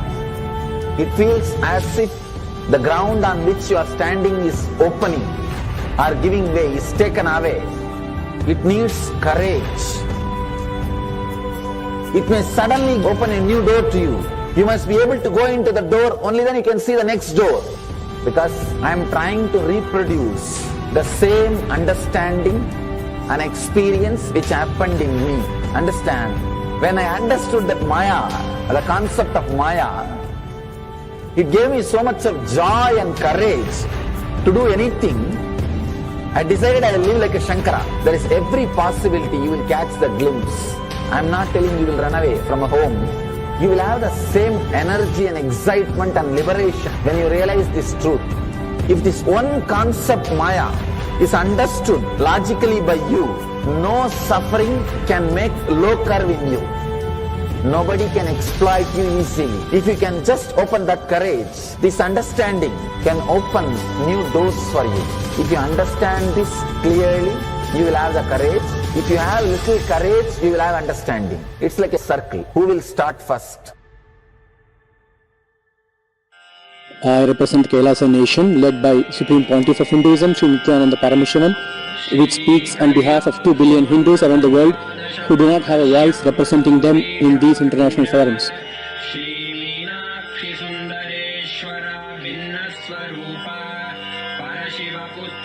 Alright, I'll start from my side first. I'll give the understanding. Let you add courage to it. Let's enter into the sutra. Illusions deceive, colors circumscribe, even divisibles are indivisible. Look becomes Shiva.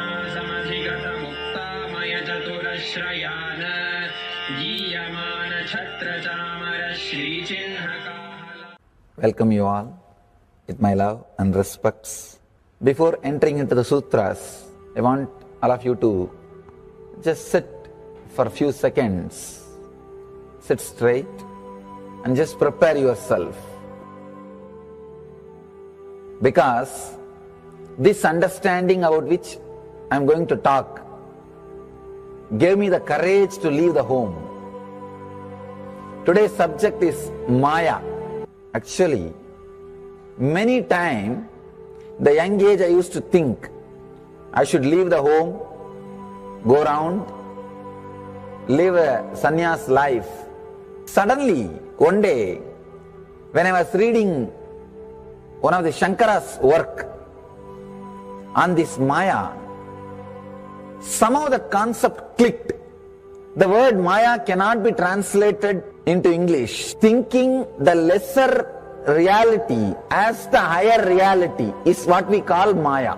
What you are seeing, you can't say this is illusion. No, this is not ultimate. Your understanding this is ultimate is illusion. The moment the click happened, I was ready not only to leave the house, decided to live like a Shankara. In the Vedic tradition, anybody wants to become enlightened has to leave their home. They have to become homeless. It is a basic condition for enlightenment. You can't be in your hometown. You have to start wandering, studying, because to enter into the ultimate truth, you need to have the courage to go behind wherever it leads. There is a beautiful sutra in Brahma Sutra, the first sutra of Brahma Sutra. It says, Atato Brahma Jinyasa. Let us inquire into the reality. It says, only a courageous person who is ready to go behind wherever truth leads can enter into this science. In those days, we had a beautiful system. When somebody becomes enlightened, he will go around and sit with all other scholars, pandits, learned people, and he will open up his understanding. The other person will open up his understanding. Whoever can take the other person to the deeper level of understanding will follow him. That's all. That is why exploring the truth into the deeper and deeper level has been made as a compulsory basic value for anybody who wants to explore the reality, explore into the truth. What we need to understand from this story, courage to go behind the truth, wherever it leads. Even they are ready to gamble with their life, but they are ready for truth.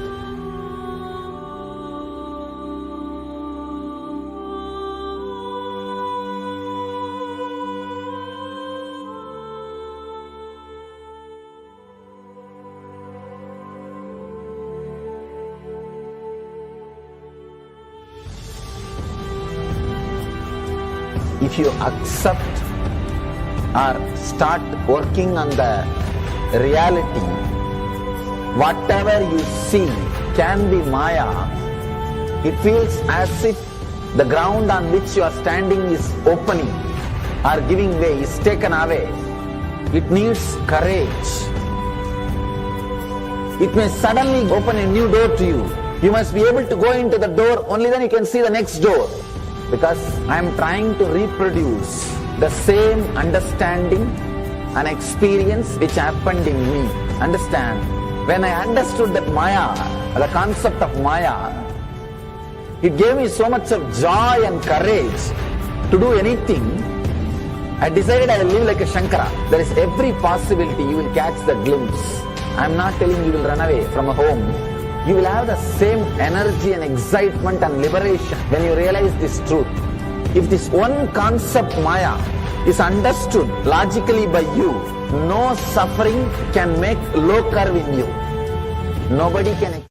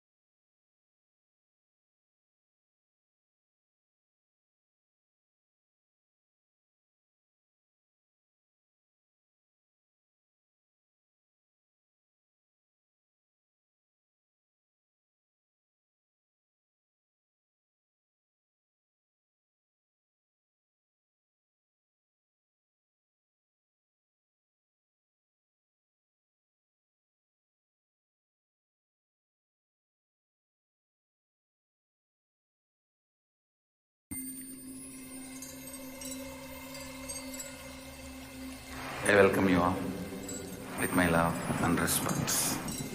Let you all open all your three eyes. Om Nithyananda Paramashivam.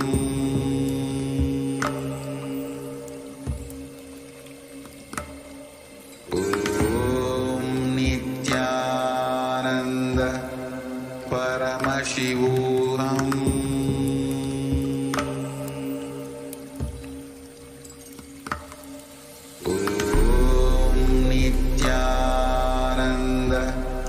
Paramashivam.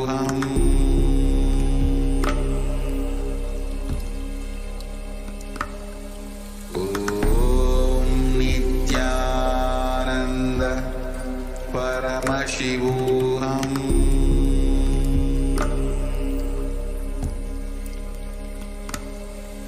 Paramashivam. Om Nithyananda Paramashivam.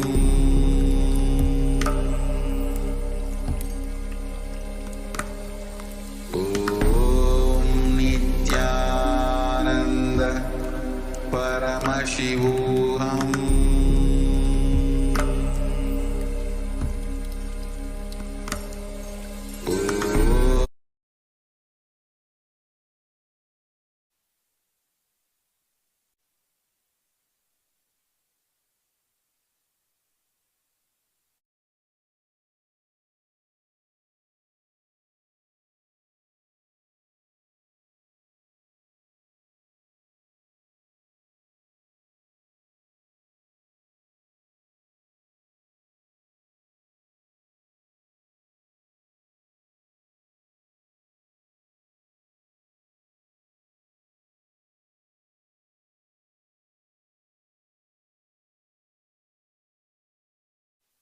Connecting with the divine with your eyes closed is meditation.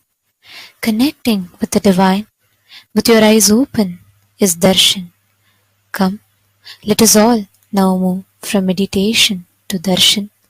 Slowly, very slowly, please open your eyes.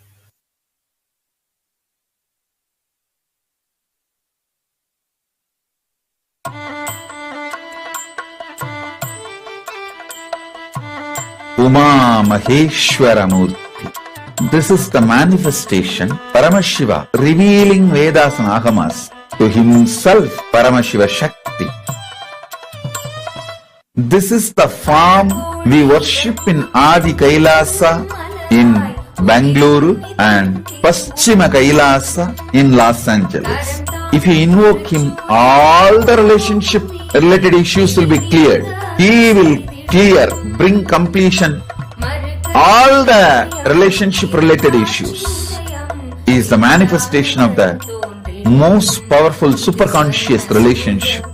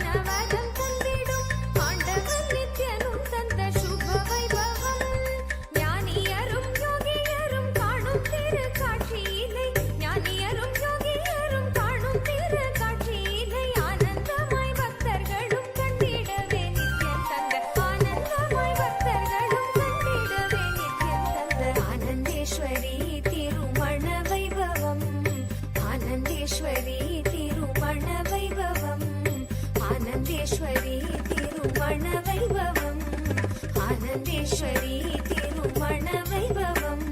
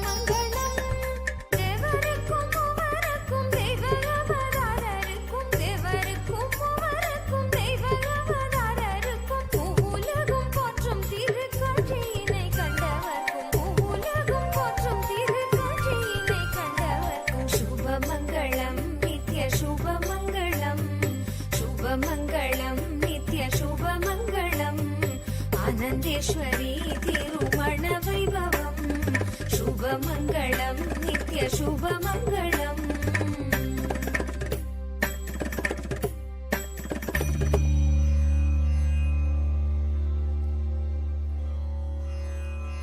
ஞானங்கள் கோரி நித்ய ஆனந்த கணபதியை துதித்து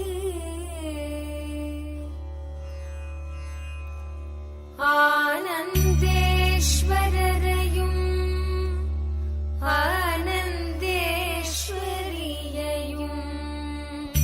வர்ணித்து ஆனந்தேஸ்வரி கல்யாண வைபோகமே, ஆனந்தேஸ்வரி கல்யாண வைபோகமே.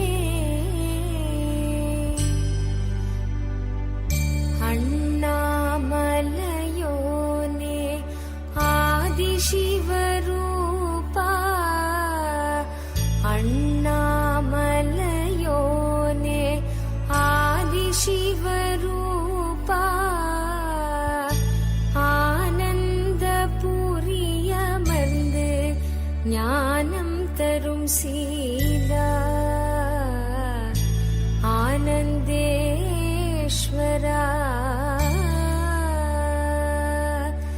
ஆனந்தேஸ்வரி கல்யாண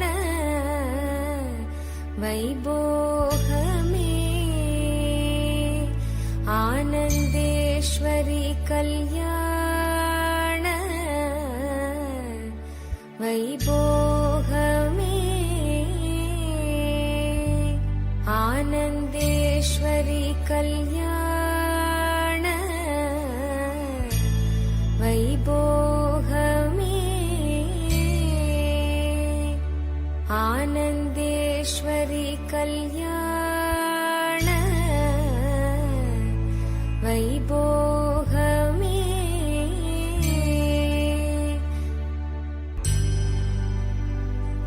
ஆனந்த ஈசனவன் மடி மீது அமர்ந்து, ஆனந்த ஈசனவன் மடி மீது அமர்ந்து, அகிலம் தன்னை காக்கும் அன்னையன எழுந்த ஆனந்தேஸ்வரி, ஆனந்தேஸ்வரி கல்யாண வைபோகமே, ஆனந்தேஸ்வரி கல்யாண வைபோகமே,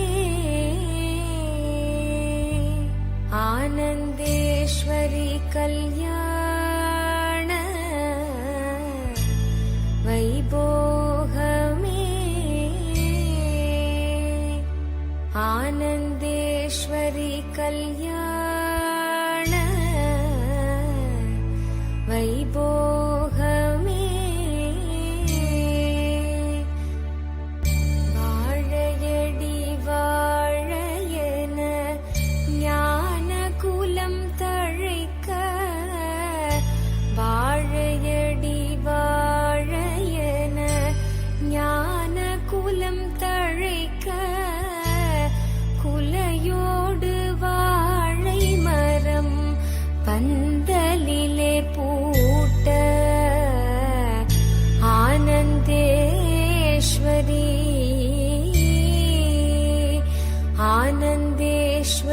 कल्याण वैभोगमे आनन्देश्वरी कल्याण वैभोगमे आनन्देश्वरी कल्याण वैभोगमे आनन्देश्वरी कल्याण वैभोगमे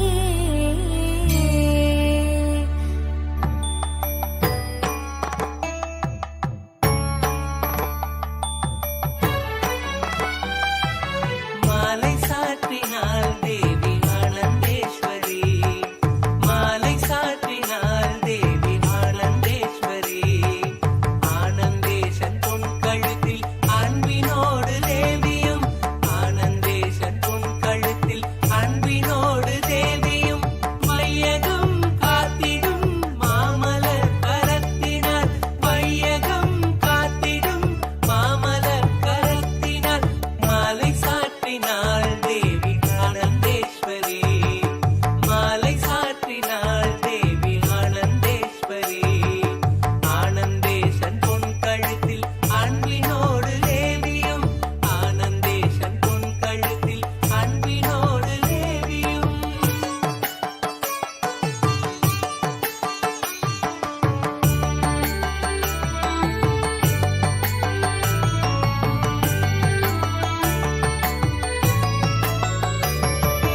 மாலை மாற்றினார் ஆனந்தேஸ்வரர் மாலை மாற்றினார் ஆனந்தேஸ்வரர் பாகமாய் அமர்ந்தவள் தன் பொன்மலர் கழுத்தினில் பாகமாய் அமர்ந்தவள் தன் பொன்மலர் கழுத்தினில் அண்டமும் தாங்கிடும் ஆனந்தன் கரத்தினால் அண்டமும் தாங்கிடும் ஆனந்தன் கரத்தினால் உமாலை வாங்கினாள் தேவி ஆனந்தேஸ்வரி உமாலை வாங்கினாள் தேவி ஆனந்தேஸ்வரி பாகமாய் அமர்ந்தவள் தன் பொன்மலர் கழுத்தினில் பாகமாய் அமர்ந்தவள் தன் பொன்மலர் கழுத்தினில்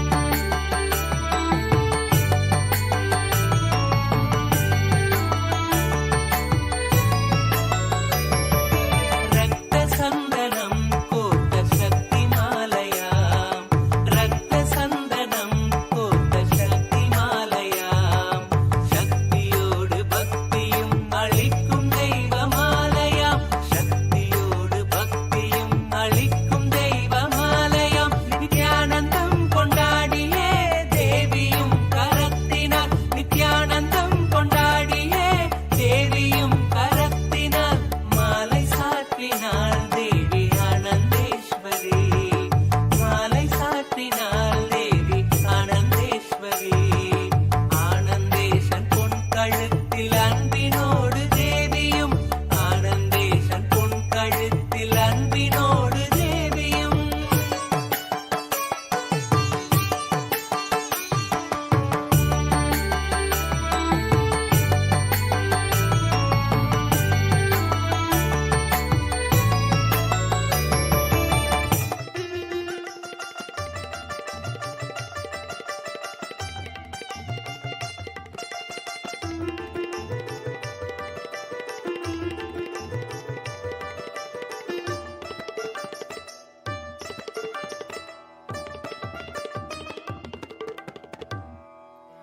உடமெல்லாம் பூக்க துவக்க திருநாளில் நித்யனின் திவ்ய தரிசனம் கருணையாய் நித்யன் கையிலையில் தந்த நிகரில்லாத உயர் தரிசனம் உலகையே இங்கு கடவுளாய் மாற்ற கடவுளே தரும் தரிசனம் கவிதையாய் மாற வரிகளும் ஏங்கும் கரையில்லாத உயர் தரிசனம் தரிசனம் கல்பதரு தரிசனம் ஞானபீட மகாசம்ஸ்தான சிம்ஹாசன தரிசனம் தரிசனம் नित्यानन्द दर्शनम् ज्ञानपीठ महासंस्थान सिंहासन दर्शनम् दर्शनं नित्यं दर्शनं दर्शनं दैव दर्शनं दर्शनं नित्यं दर्शनं दर्शनं दैव दर्शनम्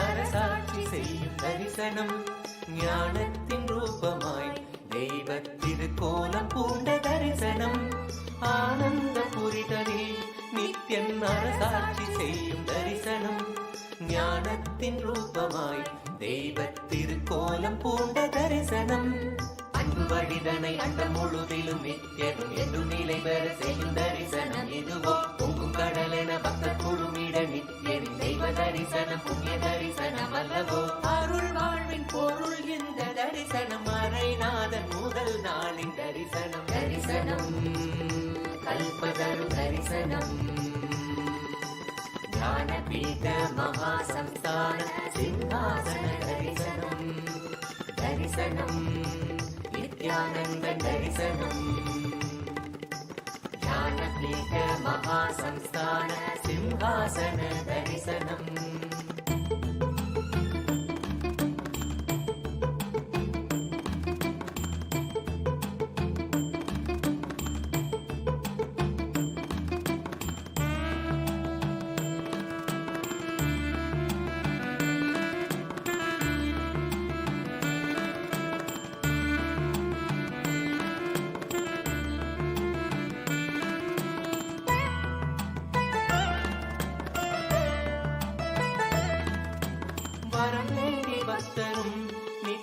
பதம் நாடக்கூடும் தரிசனம் வளம் போங்க பூமியில் நித்யன் தவ கோலம் பூண்ட தரிசனம் வரம் வேண்டி பக்தரும் நித்யனின் பதம் நாடக்கூடும் தரிசனம் வளம் போங்க பூமியில் நித்யன் தவ கோலம் பூண்ட தரிசனம் மண்ணும் மகிழ்ந்திடும் விண்ணும் முறைந்திடும் ஆனந்தத்தின் எல்லை கடந்திடும் திவ்ய தரிசனம் எதுவோ பக்தர்களும் பொங்கும் எண்ணம் கடந்திட தியானம் தனி வையம் தனி சொல்ல வந்த தரிசனம் அல்லவோ அருள் வாழ்வின் பொருள் இந்த தரிசனம் அரைநாதன் முதல் நாளின் தரிசனம் தரிசனம் கல்பதரு தரிசனம் ஞானபீட மகாசம்ஸ்தான சிம்ஹாசன தரிசனம் தரிசனம் नित्यानन्द दर्शनम् ज्ञानपीठ महासंस्थान सिंहासन दर्शनम् दर्शनम् कल्पतरु दर्शनम् ज्ञानपीठ महासंस्थान सिंहासन दर्शनम्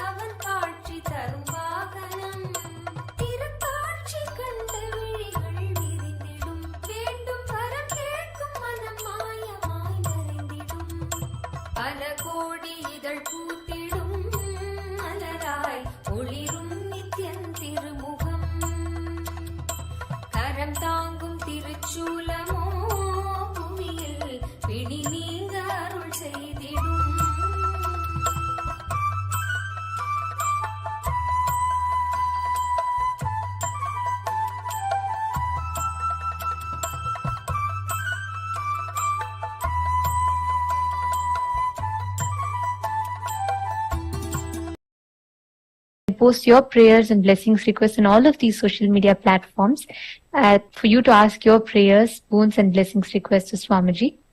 We will now be doing a walkthrough, and we request all of you to join along and follow as we guide you step by step.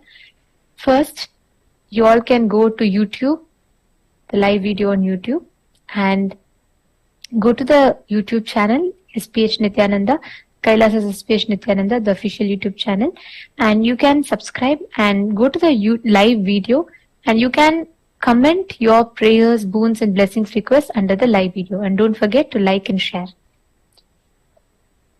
The next platform that you can ask your prayers is in WhatsApp. It's simple 2 steps. Head to kailasa.org, www.kailasa.org, and you can join at the homepage. Get an option to join the WhatsApp community. Please click that button, join the WhatsApp group, and you can send your prayers as a message in the WhatsApp group.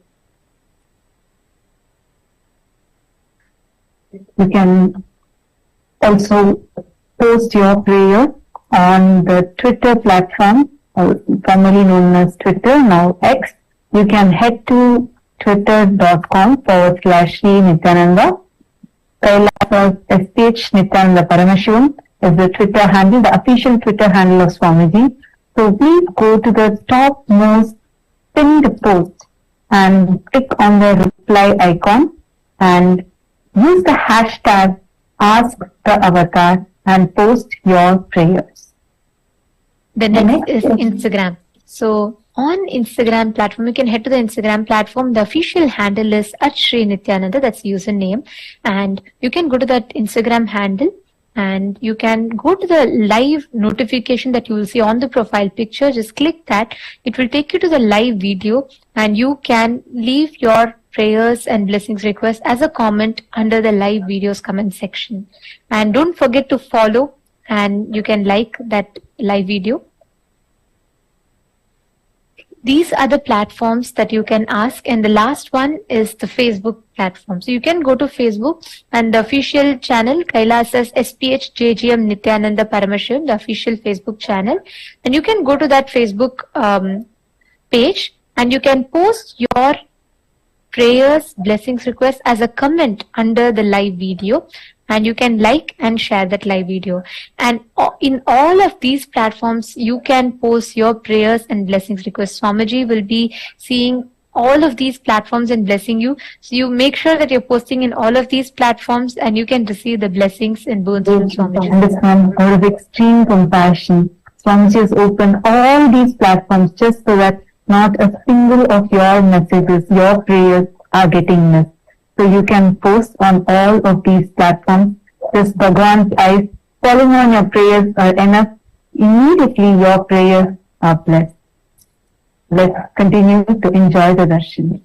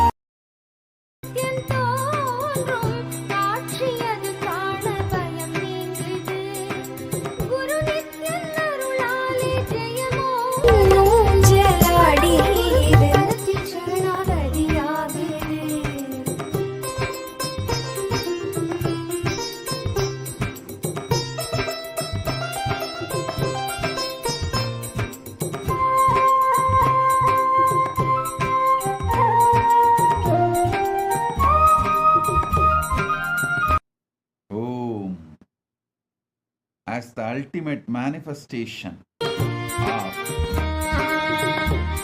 Paramashiva's Umamaheshwara Murti, Sukhasana Murti, Umesha Murti, Gauri Leela Samanvita Murti, Gauri Varaprata Murti.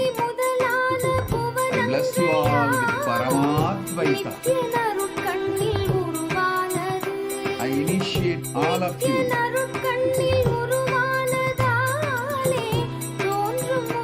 with the power of completion with others.